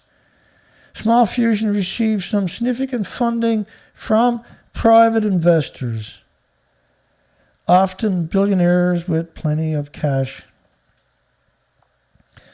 The US and Qatar will try to save a spineless Europe from itself. Without doubt, the Ukraine crisis has gone global. No, you'd really think Russia's going to attack 15 nuclear power plants next door? Really? You really, like, this is just fear-mongering. And we know that because it's from the Hill. The Emirate of Qatar, Sheikh Tamim bin Hamad Al Thani, has been invited to the White House today to confer with Dementia Joe about saving another ally from possible ruin, the spineless European Union. So first off, why does Europe is a big countries, a whole bunch of countries. Really, they're so helpless that the United States got to step in, which is actually United Nations now, isn't it? Biden is just a puppet for United Nations. In 2011, when Fukushima happened, following the Fukushima nuclear disaster in Japan, Qatar, citing the special circumstances, rerouted natural gas supplies to help scumbag Tokyo. RCEP trade pact takes effect in South Korea. Come on, South Korea, you don't need to go importing stuff from Japan. Don't be a follower, be a leader. Say no to the scumbag Japan. A regional economic partnership covering Japan, China, and other gullible Asian Pacific economies entered into force in shit-for-brains South Korea. Now remember, South Korea executed tens of thousands of North Korean sympathizers. South Korea will see tariffs on clothes, plastic, and liquor products removed when they are exported to Japan. And all you got to do is take deadly food from Fukushima or the 14 prefectures, poison your country, and everything will be good. Because you're stupid, right? Since 2011 nuclear accidents, South Korea has restricted imports of food products, and other products from the prefecture and other parts of Japan. It was 14 prefectures, not just Fukushima. Why we should love nuclear power. Don't put your name on your stories or anything. It seems oxymoronic to most of us. Love and nuclear power just don't seem to sit right together in a sentence. Of course not, you know it. This is indicative of the stigma around scumbag nuclear power, which has been built up by the fear-mongering of radiation, of nuclear accidents like the infamous Chernobyl. Fukushima had 4 nuclear reactors melt down, and the fuel pools with decades of reactor cores, 2 of them in each building melt down. detonate, blow up, catch fire, go boom, boom. Yes, I said boom, boom. And then they invoke Chernobyl. It could be that our irrational, a bit widespread fear of scumbag nuclear energy could be costing real lives by the millions. That's why they didn't put their name on the story, because they're a well-known apologist for the industry. Why not get a real job? Why be a scumbag? The main argument that is brought up against nuclear power on purpose, because people don't know any better, is that the occasions of a nuclear meltdown.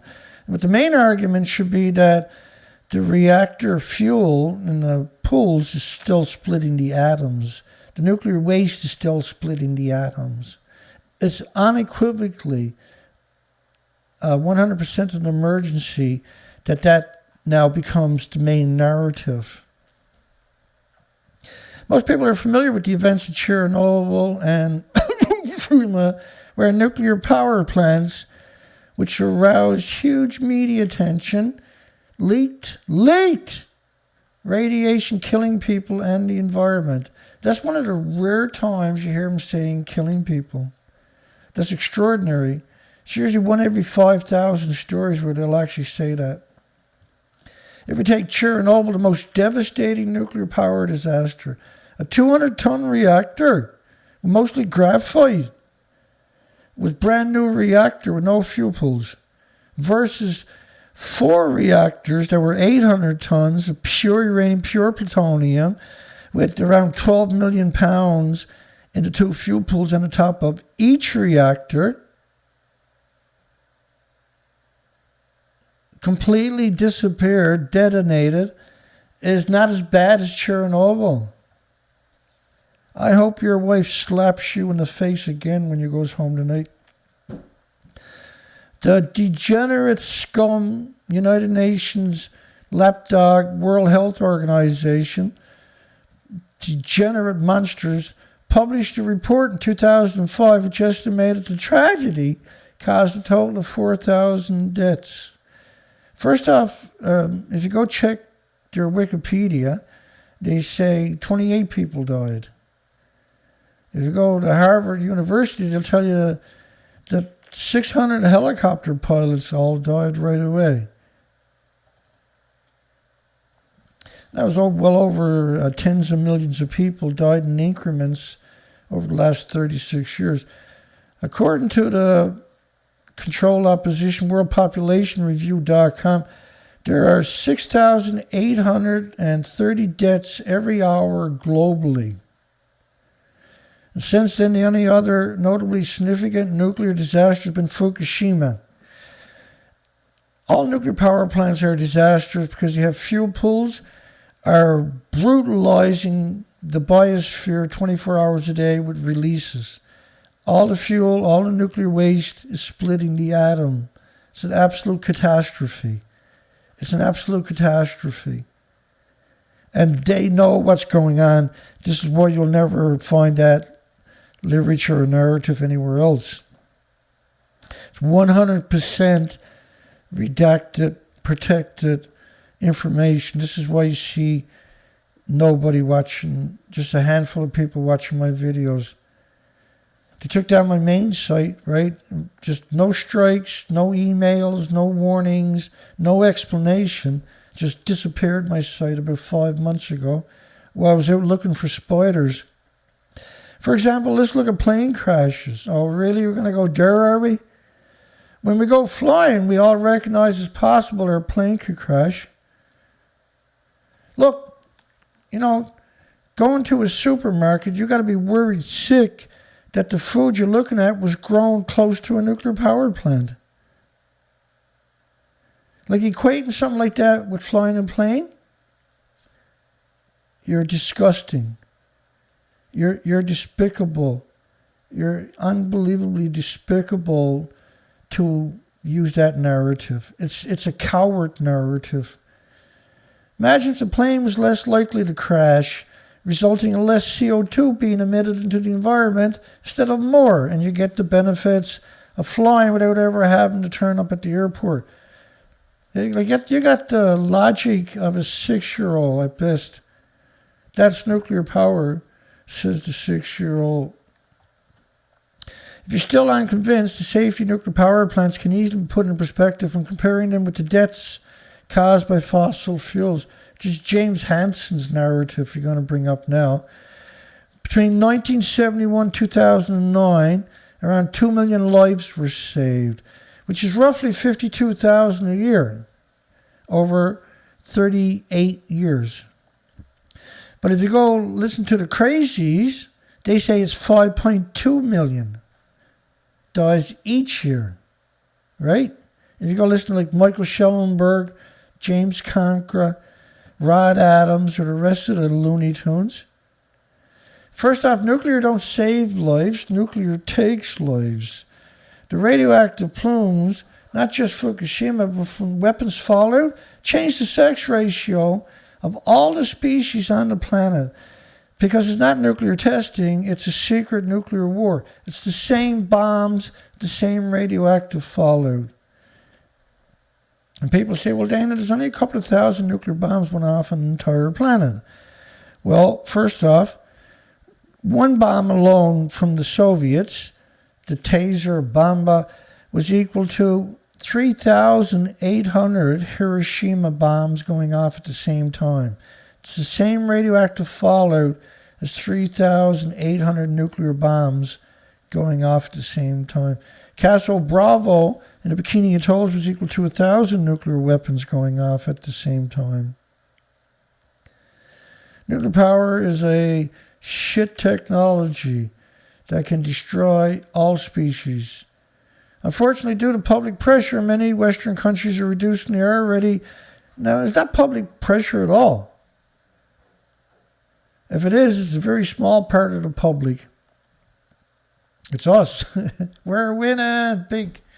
Reducing the already limited amount of energy produced by scumbag nuclear. I think everybody in the nuclear industry should be arrested and sentenced to life in jail just because they're killed so many people in their lifetimes. Closing plants and refusing to invest in safer, more efficient technology does not decrease our energy demand. Closing plants and refusing to invest in safer, more efficient nuclear. Well, and they're talking about the small modular reactors that don't exist. They've been saying this for about 20 years straight now. It doesn't even exist, and it won't. If you start right now, by the time you build one, 10 years, you got to get all the kinks out of it. So you got to run it hard, run it wide, run it this, run it that. That takes you 10 years, 15 years. Then you got to re-engineer everything. Then you got to build another one. And then you got to get kinks out of that. Then you can start mass producing them. And by then, renewables will wipe out the need for... my voice a little harsh tonight. At my end, anyway.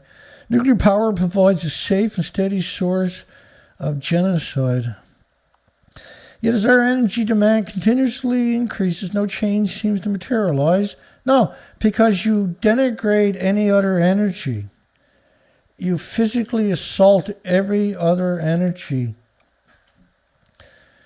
And that's the problem with nuclear. Nuclear is a greedy idiot machine and a disease factory on top of that. Perhaps the true tragedy Chernobyl was not that the radiation that killed thousands, but the fear that killed millions.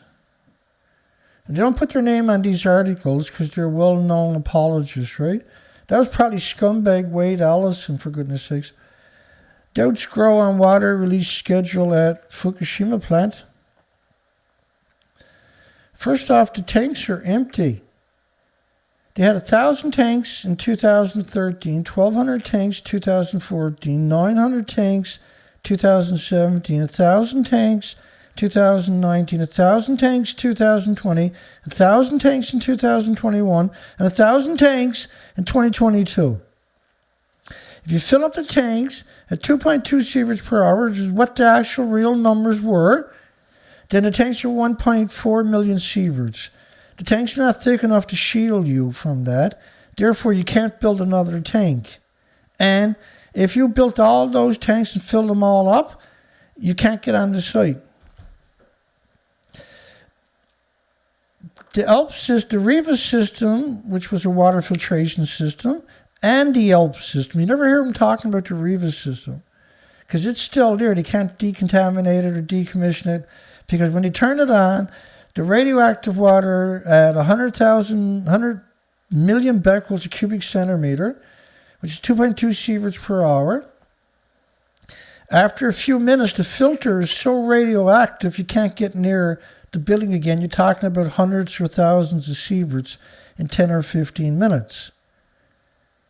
It all went into the... So the idea of the tanks was to trick you into thinking they didn't damage or kill the Pacific Ocean. But it's worse than that, isn't it? The radioactive fallout covers the entire planet. And we done the research expeditions. Yeah, that's right. Year after year, we went from Vancouver, British Columbia to Alaska for 4 to 5 months or more a year on the ocean, counting the species. And if you shipwrecked anywhere on the coast, you would actually starve to death. Rows of tanks holding nothing from the crippled! Apologize. This is unusual. The number 3 reactor building is seen on the left, and number 2 reactor building is on the right. Oh, really? Have you actually seen the reactor 2 and reactor 3 building, buddy? I'll show you a picture of reactor 2 and reactor 3, because I'm such a great guy. I do that for yo, baby. Oh, yo. At some point, somewhere today, at some time, here we go. I think we're almost ready. Here's reactor 3, well, what's left of it. Of a 190-foot building, that's what's left of it.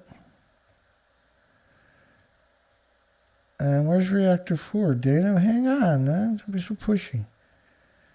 And this is reactor 4 to your left, reactor 3 to your right. So when they say reactor 3 building is seen on the left, number 4 building is on the right, this is what it actually looked like after detonations. There was nothing left of the buildings. And in fact, what they had done was, the idea was to trick and deceive everybody. So they pretended that reactor 4 on the right looks like the building to the left. That's absurd, right? But that's the nuclear industry for you. Shovel loaders digging pits of Fukushima #1 nuclear power plant were a sign of progress in the government's contentious water discharge plan at the stricken site. So now they're claiming they're gonna just dig a tunnel a mile offshore, a kilometer offshore, and the water's going to dump there. And they're digging pits. And they're going to dump the tritiated water that doesn't exist because, first off, you're pouring it over melted reactor cores and contaminated reactor buildings. Then you dug holes around the site and you got pumps there. They're actually called test wells. And you suck up some water and you test it for radioactivity. But what they're claiming is all the water that goes over the reactor cores is going into the tanks. And therefore, there's nothing got into the Pacific. First off, you can fill up all those tanks on site. And we counted the tanks. There's only 750, not 1,000. But say there's 1,000 there, but there's not because we counted them. The tanks that are there, if you filled up the reactors, if your reactors normally would get 4,500 pickup truck loads, 1 ton, 4,500 tons every minute. There's 1,440 minutes a day. You can actually fill up all the tanks 6 times in 1 day. With the normal coolant, they're in a meltdown at 9,000 degree Fahrenheit temperatures, and they say it's 150 tons a day. And 150 tons a day is the equivalent of running a garden hose for about 20 hours a day. There's about 150 tons of water. So they're claiming that a garden hose split up between 4 melted reactor buildings is what they're using to cool down 9,000 degree Fahrenheit temperatures. Right? Because there's no sense in the truth, right? Because they're not going to argue about the truth because people will pick up a calculator, start working out. So they tell you garbage and lies and deceptions. The pits being dug will temporarily hold radioactive water before the release, and then what they'll do is they'll mix in ocean water, and now it's diluted to what they call the acceptable level, and now it's okay to dump in the ocean. This is literally the craziest story imaginable. So it's equivalent of taking everybody's household garbage and then mixing that with, say, 4 truckloads of soil and then dumping it in your freshwater lake. But see, radiation can't see it or smell it or touch it or hear it or feel it or taste it or pick it up or throw rocks at it. But a truckload of garbage is pretty visible, right? It's the same thing. You can't delude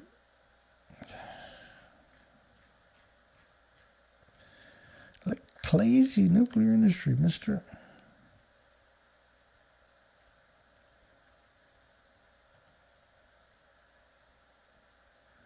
Never mind, let's keep going. The government plans to create an undersea tunnel which treated and diluted radioactive water released into the sea. Drilling work for tunnel was delayed until June. They doubt the tunnel can be completed in time. It would be impossible to construct a tunnel in less than a year. And the government in April last year decided to discharge the contaminated water stored at the plant to move forward with the decades-long process of decommissioning of the plant. And so many people said, well, why don't you drink it yourself if it's so harmless? Dump it in Tokyo Bay if it's so harmless. First off, if it really was water in the tanks, right, and what they're claiming is it's filtered and it's tritiated water. Hang on. Not a big deal. It's just I gotta find things. I just gotta find it. That's the problem about what I do. It's so much friggin' work. It's so much work. It's like, my God.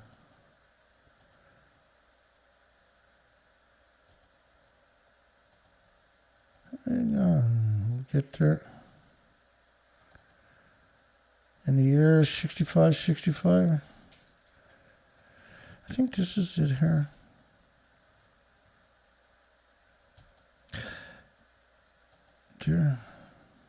Here. Where we leave off? Right there? Yeah. Tanks at the crippled Japanese nuclear plant leaked highly radioactive water.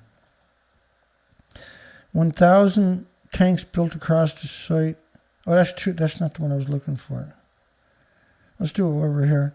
1,000 tanks in 2013. 2014, 1,200 tanks. 2017, 900 tanks. 2019, 1,000 tanks. 2021, 1,000 tanks. So let me try that one more time.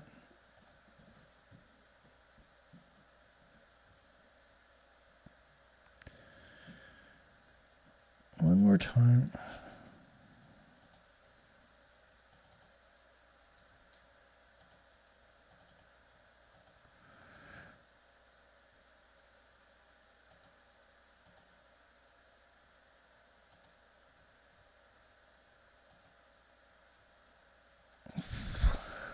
That's not what I was looking for, but it'll do. Yeah, because this story is a very confusing for the average person. I can comprehend that, right? TEPCO, or let me go all the way back here. Burning debris from Fukushima. And this is all of Japan. You can see all the places where they're burning radioactive debris. That's dirty bombs. That should terrify everybody on the entire planet. Should go to war against Japan for doing that alone. TEPCO fails on delivered promise to install a fence to restrict contamination from going into the ocean. They call it leaking, but you're at nuclear meltdown, for God's sakes. TEPCO promised to build a fence to block the radioactive water, but it's an extra $1 billion, so it never got done. TEPCO admits the ice wall won't stop the groundwater from going into the building. And the real question is, why would you build an ice wall? Why not build a real wall?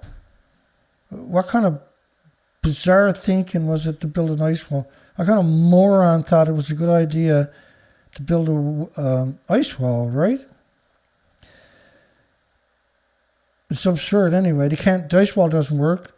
And TEPCO says groundwater bypass operations are not having an effect on Fukushima because they also had a bypass, failed to reduce the tons of water from entering the reactor buildings, and they call it cripple, which is an insult because it's destroyed. TEPCO says they don't know when, if ever, the pumping operations have any tangible effects. And the date, of course, 2014. 2014 April, TEPCO was unable to bring the contaminated water issues under control. And so if you can't stop it in the first 4 or 5 years, you're a little bit late to the party. Those are certain parts of the site we still don't even have control. In other words, there's parts of the site you can't go to. The Advanced Liquid Processing System, ALPS, has yet to function reliably. And when was this? 2014. So all the way up to 2014, they still had no capacity to filter water at multiple nuclear meltdowns that released radiation worldwide non-stop for 4 years.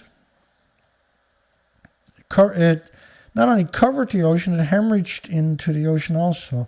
But see, the oceans got contaminated right away, saturated from the surface to the open floor, to the ocean floor, with radiation suspended all the way in between every facet of the way. A soup of radiation. And everything runs down to the oceans from the mountains, by the way. They claim it's treated, water is treated by a multi-nuclide remover facility, which doesn't exist anywhere else on the planet. Chernobyl doesn't use one. 3 Mile Island didn't use one. And the biggest nuclear reactor accident in the United States, by the way, was Santa Susana, which is 496 times more radiation released than 3 Mile Island, which contaminated 2 million people. All the animals and birds and insects, too. The pits are being built, back to that story, pits are being built to ensure the tritium levels in treated water after dilution are low enough to be sent to the planned tunnel for discharge. And disposal of the contaminated water becomes an urgent matter because you can't keep paying off everybody that goes to work in that facility not to tell people that they're empty. Right? If it was true, they would let independent experts go in and test the tanks. You can't go let them test the tanks because tanks are empty. TEPCO said the existing 1,061 tanks at the plant are capable of holding 1.37 million tons of water. Like a lot of nuclear power plants use 2.5 billion gallons a day. Billion. There's 1,000 gallons or 1,000 liters in a ton, right? Never mind. Government fears continuing to add more storage tanks at the plant could jeopardize the overall decommissioning work. How would they know? They never went there. It's only the homeless and the destitute and the victims of society and the immigrants who don't speak the language. It's not like TEPCO's going there. The government asked the International Atomic Energy Agency, which is United Nations,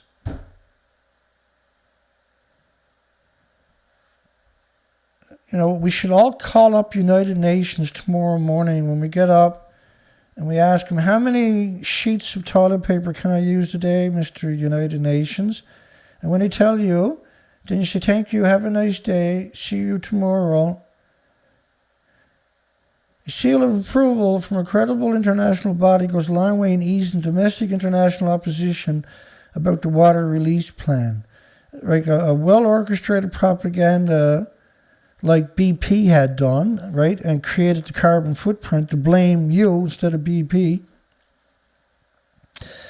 The United Nations Lapdogs IAEA team of rejects from the nuclear industry from 11 countries, including China, South Korea, which are, by the way, opposed to the water release. As far as I can tell, is that South Korea and China are playing the Mutt and Jeff, the good cop, bad cop, right?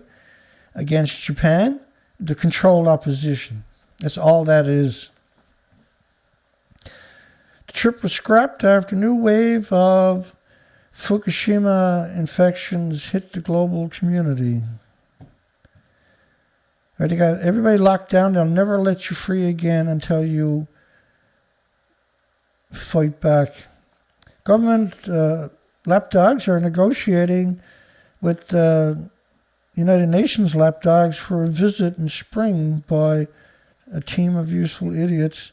Distrust of the government and utility remains high in Fukushima over the series of mishandlings of the nuclear disaster. Series? You mean encyclopedias? If you insist on safety of treated water, why don't you spray it in your garden or dump it in a river flowing into Tokyo, said a fisherman. The officials brought with them a huge stack of documents to emphasize the safety. We got a big stack right here, look at it. We got every bootlicker on the planet. But they lowered their eyes and clammed up when other opponents challenged their views. Such opposition has created a headache for the scumbags of the towns hosting the plant. In Fukushima, a town with a population of 7,000, which is joined at the hip with the nuclear plant, is the only municipality in the Fukushima prefectures that remain entirely under an evacuation order. And Fukushima grudgingly became the storage site in 2015 of the contaminated soil. So you got an exclusion zone, which is unbelievable high radiation levels. They brought in radioactive soil, 1-ton bags, millions of them, and they're cutting them open, dumping them in a nuclear wasteland right by ongoing multiple nuclear meltdowns and growing food there for consumption in a nuclear wasteland. No one's allowed there, but the homeless go there and work the nuclear farms. Like, there's evil and then there's nuclear. There's nothing else above that. Nuclear, if you go up the ladder to who's the most evilest thing on the planet, the top of the ladder is the nuclear industry. And they got 9,000 ways to be evil, and they take a lot of pride in that every day. Celebrities hunted. When and where to watch it? What the hell is this? Stand Up to Cancer campaign. Part of Channel 4's. There's nothing funny about cancer, Dana. What are you laughing about? Wait for it. They're going to try to feed you radiation from nuclear. Stand Up to Cancer is get your chemotherapy and drop dead, scum. There is a cure for cancer. It was banned in Canada. Hang on, there was two of us there that time, a little weird. So Amazon.com. Hello, Amazon.com. And now, Canada made it illegal a couple of years ago with no debate, no warning. You used to be able to walk into any pharmacy and get DCA right across the counter. No prescription, there's no patent on it. It's just a mineral, right? It's like banned in vitamin C. But it cured cancer And every kind of cancer they threw at it, it cured it. It reduced big tumors that were squatting organs. It reduced it by 70%. It went from here down to here in less than 3 weeks, which meant no more invasive surgery. It eliminated the cancers, all cancers, in less than 3 months every time. And it's harmless. It's called DCA, and you can buy it by the pills, which is 99%, which is really safe, right? Because it's acidic, and so you got to dilute it. But the 99% doesn't matter. But the pure stuff, and you can buy pure, and ships to Canada. Look at that, ships to Canada. The pure stuff, I prefer the pure stuff, which is what I used to get at the pharmacies. And all you do is take a little tiny bit, like 1/16 of a teaspoon, small spoon, put it in a little tiny glass with about this much water in the bottom of the glass, give it a shake and drink it 3 times a day. And the reason you do that way is because your body can only absorb so much at a time, right? But the pills are fine too. But the pure DCA, if you got a little nick on your finger, you take a paper towel, you take a spoonful of water or whatever, a little drop of water, and you put in a little tiny pinch of DCA into the little, like a water droplet, mix that up, put it on a Q-tip and touch your cut. And then wait a few seconds, and it should sting like you've never felt before.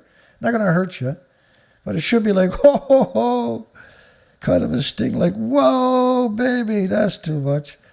And then it goes away. Now you know you got pure DCA. And pure DCA is the best way to go.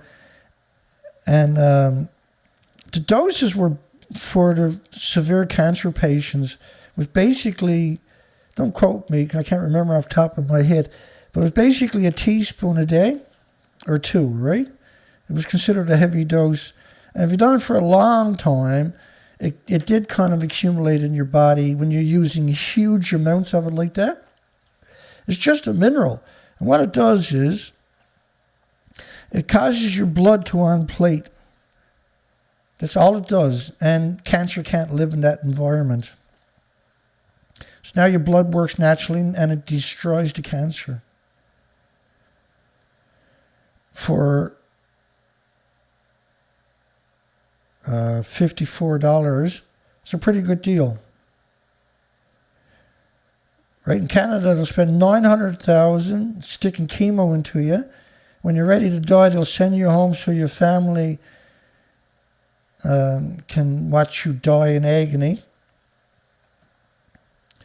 The nuclear industry, the cancer industry is insidious. It's absolutely insidious. So these people telling me stand up for cancer won't acknowledge that the DCA exists and actually works 100% of the time. You can see why they got me blocked worldwide. No leader in Fukushima fully on board with water dump plan. Not a single prefecture backs reuse of the radioactive soil. And new details shed on botched Fukushima hospital rescue mission. There's around 400 patients, psychiatric patients, senior citizens. And there was around 50 of them died. They said not from the radiation, despite it took 5 days. They're right alongside of massive nuclear meltdowns. Nobody can go back. When you move people out, the nurses couldn't come back and help again. The reason that the 50 people died, they died from radiation exposures. Look, we've had all kinds of hurricanes and typhoons and cyclones and events where millions and millions of people evacuated. And we've never seen masses of people die before. The only time we see that was at Fukushima nuclear meltdown.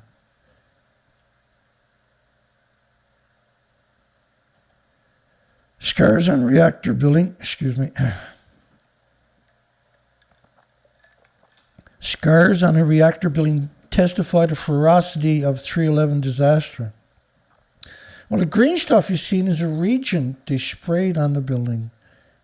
A binding agent meant to stop the atoms when they're splitting from going into the environment. New problem at the Fukushima site, sandbags found to be radioactive. And so imagine the poor buggers that put this stuff down there originally would have died shortly after.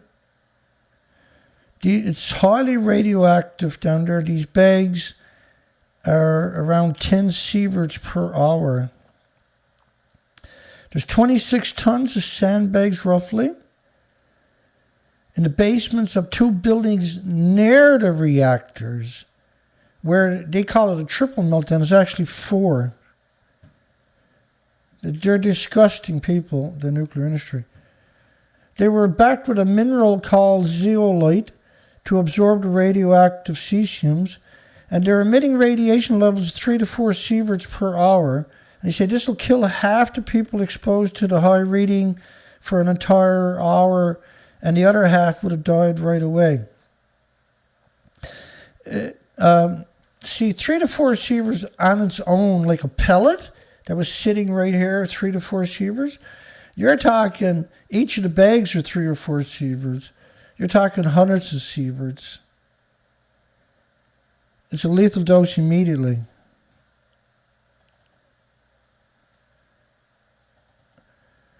(2011) Fukushima Nuclear Disaster Museum to open in the nuclear wasteland.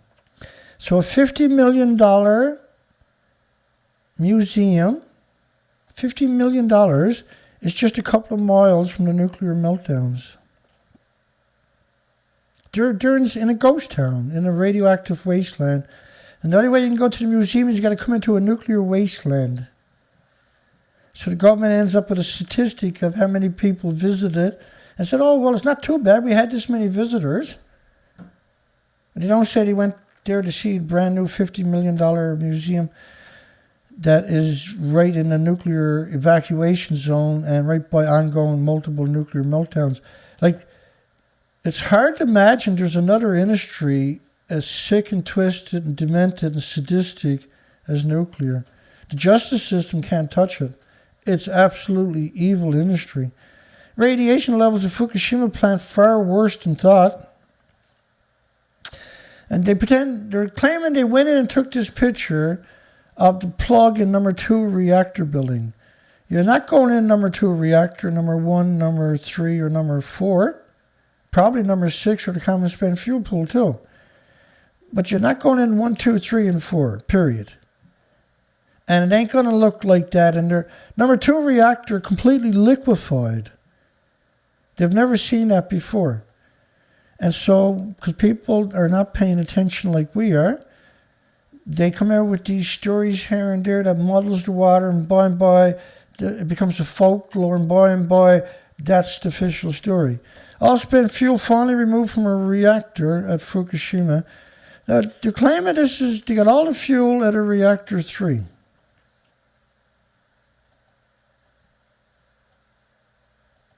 That's the official picture. This is the picture they're showing you looking up. Now, this is supposed to be a 190-foot building, right? But here's a good example of what I'm trying to talk about is the fuel pools are at the very top of the building. You can't get fuel out of a pool when it don't actually exist. And when they strip down all the debris on it, this is what's left. So when they tell you to get all the fuel out of a pool, that's simply not true. It's an outrageous lie. Which was last year, right? Just before the 10th anniversary.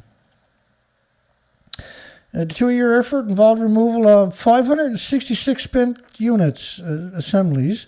There's actually 800 assemblies in the reactor. The fuel pools are stuffed with decades of assemblies of reactor cores, which are 800 assemblies each. And then move to, they don't say where, but move to a holding site somewhere else on site. So the number 3 reactor storage pool is situated on the upper floor of the building. which is up there. There's two of them, see? It doesn't exist. This is not rocket scientists. This is disgusting nuclear. TEPCO training workers to shift spent nuclear fuel. And this is what they claim it looks like on top of a building that don't even exist. Thanks a lot, Hitachi. That's a Hitachi, a Toshiba crane. And a building that doesn't even exist. Probe shows challenges posed by melted fuel in Fukushima plant. Again, look, they put in the pincers and it touched the radioactive fuel, Dana. It's the strangest story imaginable. If it did do that, then that's so radioactive you can't go near it again. It's a lunatic industry, and we have to get it under control and deal with it. Right? We have to get it under control, and we're going to have to come up with solutions. Like, where do we store nuclear scientists for 1 million years? Let's finish it out. Fukushima contaminants found in Alaska's Bering Strait. This is a disgusting story. The cesium-137. The biggest byproduct of the radiated fuel rods is the curium isotopes. And again, curium isotopes, you need lead shielding 20 times thicker than you do for plutonium. This is the northern edge of the plume. Really? First off,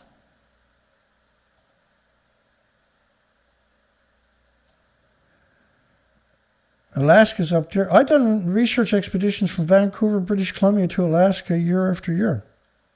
Year after year, 4 to 5 months a year without coming ashore, or home. I had to go ashore every couple of weeks to get fuel and supplies. And I don't know how many times did I go bankrupt during that one. I limped back down to Vancouver one expedition. I had a hernia. We had ran out of money. No food left. Barely had enough fuel to make it to the wharf. And then had to rebuild the whole operation, head back out again. I've done that at least 3 different times where the whole operation went bankrupt. Everything broke and everything got destroyed. Had to rebuild everything and then head back out on the ocean. Usually took 3 to 4 to 5 months to raise the money to do all the work. The only reason this worked over these years is because I do all the work myself. I got a little video from the day coming up at the end of this. We're almost there, just a few minutes away. So radiation covering the Pacific and Atlantic and the entire continent, all of Europe, the whole planet, in less than 16 days. 16 days. So Alaska, I've got to move myself over there now to find Alaska. Here's where Alaska is to. Alaska's up here. So they're claiming they only got a little teeny tiny bit. But it's even worse. Wait for it. Wait, you're going to love this. God bless their souls, boy. When you're a scumbag, you might as well go all the way, right? It was just 4/10 as high as traces of the isotopes naturally found in the Pacific Ocean. They're talking about potassium. The lowest of the low is to equate anthropogenic man-made with natural emitters that are harmless. It says cesium-137 levels are some 3,000 times higher than those found in the Bering Sea are considered safe for human consumption. Or 3,000 times higher than those found. So if it was 3,000 times higher, it would still be safe, is what they're saying. A single atom sequesters in your muscles, your organs, and your bones leads to a tumor in 10, 20, 30 years. This is why the experts will tell you that the anthropogenic man-made radiation is 1 billion times more toxic than industrial poison. I'm only telling you 500 more times. Old Man Squad ends patrol of evacuated towns in nuclear wasteland. Old Man Squad. That's Japan for you. They hate old people, eh? Old people stop being humans in Japan. Japan to toughen screening of seafood imports from South Korea.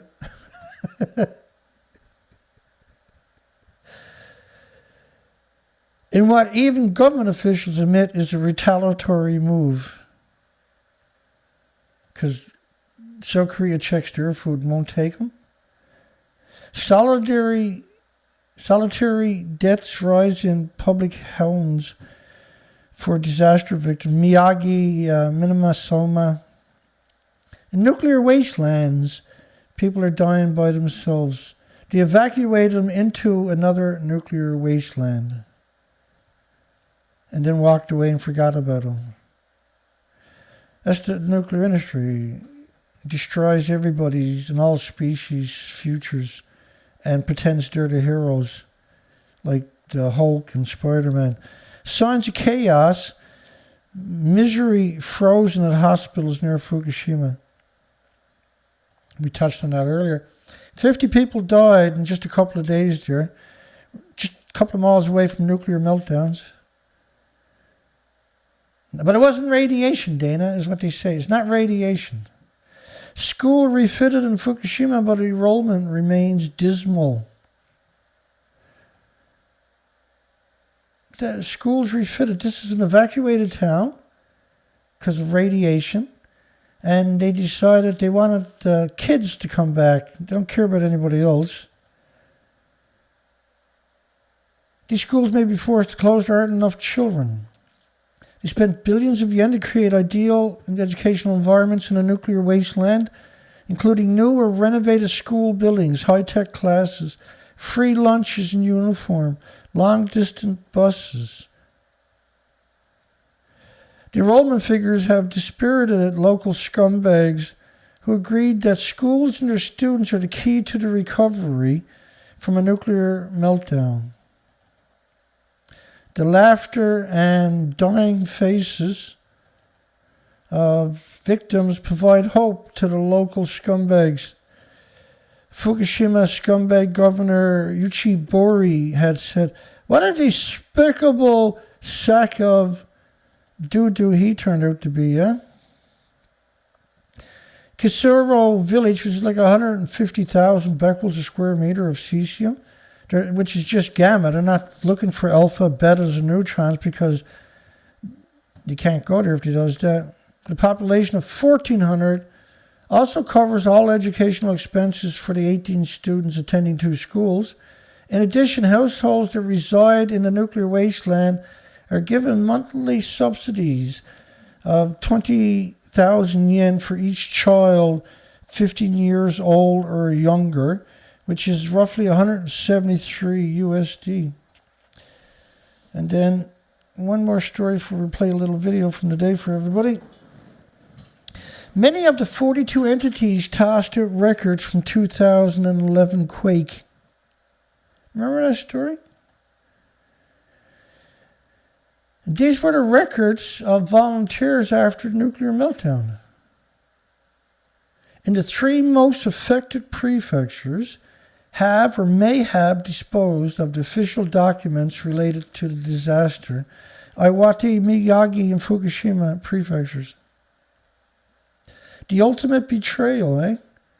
Well, we dropped a quad off today that I broke to a week ago. Let's play a little clip of that for everybody.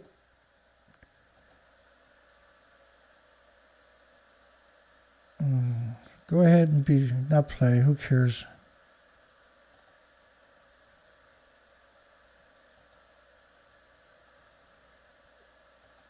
Let's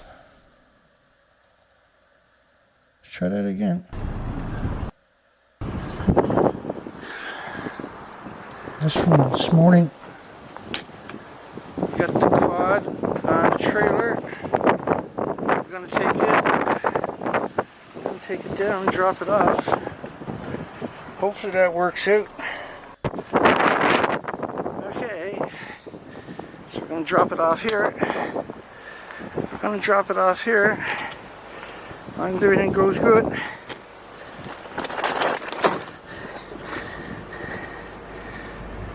Hopefully everything goes good.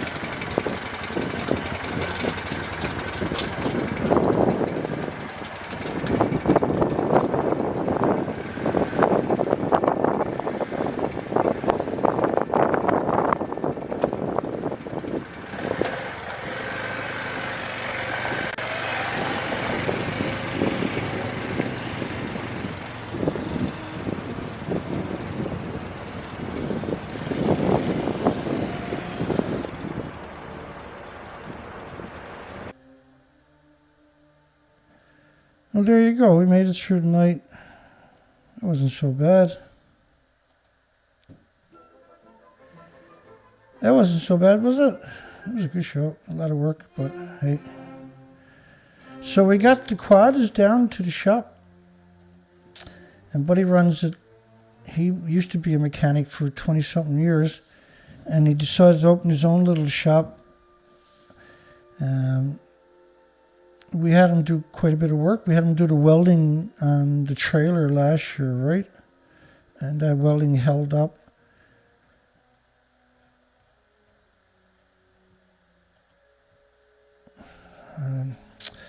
We raised a little bit of money last night, so that's why we took the bike down. Let me just give a quick shout out. People knows I got that. James L. Lucid donated 122 Canadian. And Anthony F. donated 27 Canadian from the UK. And so that with the other little bit we had was enough for me to get things in motion. And when I told him what happened to the bike was it was minus 17 out. I had went through the ice in the bog. It was just a little small hole, but around 4.5 feet deep or more. And so I went straight down. The winch was at the bottom, right? So I was able to power it up, get the front wheels up, the winch up in the air. And then we had the back underwater. It was all the way to over the lights on the back, right? So it was a real dunking, but it was in a small area. And time I got out of there, I had spent probably 20 plus minutes in the water. So water got in there somewhere. And when you were throttled, heavy throttled, she would just, she wouldn't take the fuel, right? So we dropped it off. Let's get our fingers crossed and hope that they don't burn me too bad. But you're kind of at the mercy of the mechanics at this stage, right? So Invisible Rabbit, Port Angeles, Adrian, Johnson, Richard, Tree Fruit. Good night, everybody. Extra hugs for James Lucid. Thank you, my friend.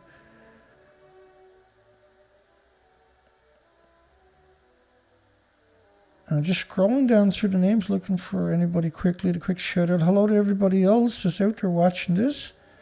Don Vincent, watching this tonight, tomorrow, and the next day. Hugs for everybody. Thank you. And so we keep a Virgil going here 5 days a week. And hopefully the world wakes up and fights back and I can take a break. I have so much research to get done. We got to get the quad back and get it back out there. We only seen 7 birds since November. Shayla White. Hi, Shayla. Katja. Hi, Katja.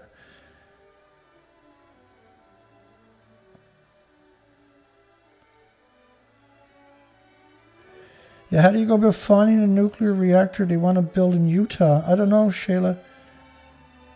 I don't even know where it's to yet.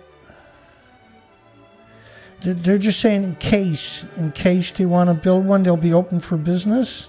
I have no doubt they have plans, right? Hi, Colette S.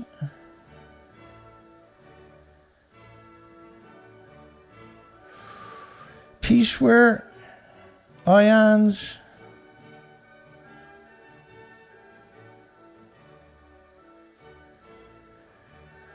I had a full day. I don't know about everybody else. At least we got the quad dropped off to the mechanic, right? He says now he should get at it tomorrow afternoon. He's hoping to get started on it. And he's hoping it'll be just simply take it all apart, clean it. But we don't know till we know. I mean, it was running fine up to that, till I done a nose dive in a big ditch that I couldn't get out of. Chad. Don't forget to give us a thumbs up. We need another thumbs up. I got 49 right now. I need one more before we're going to quit. We're on 50 thumbs up before I call it a night. We still got a poll up. We'll jump over the poll right away here in a few moments when I get through the comments. I'm just checking. Jeff Poor, Mr. Finnegan, just in case I do like doing shout outs for the comment sections. I always read the comments after the show. David Allen. We're almost back down to the most recent comments. Blue Jay Outpost. And Andrew B. CFINSTR. Who his other account he can't use on YouTube for some reason. Which was under his original name, Andrew B. Robert Blob. And Dana Nasana was here earlier, but he had to run again. Which is unusual for Dana. Did we get through all the comments? We're just a few seconds away from the most recent comments. We're going to end the poll here any moment.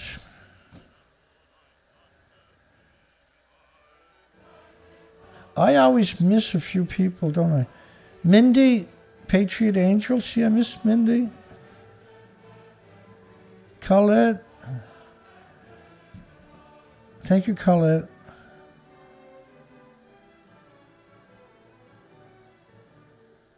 Yeah, I'm super happy to get the boat in the shop. Or the boat. Yeah, I got most of the gunk off it the other day. We got a poll, 57 votes. We got 50 likes. Woohoo!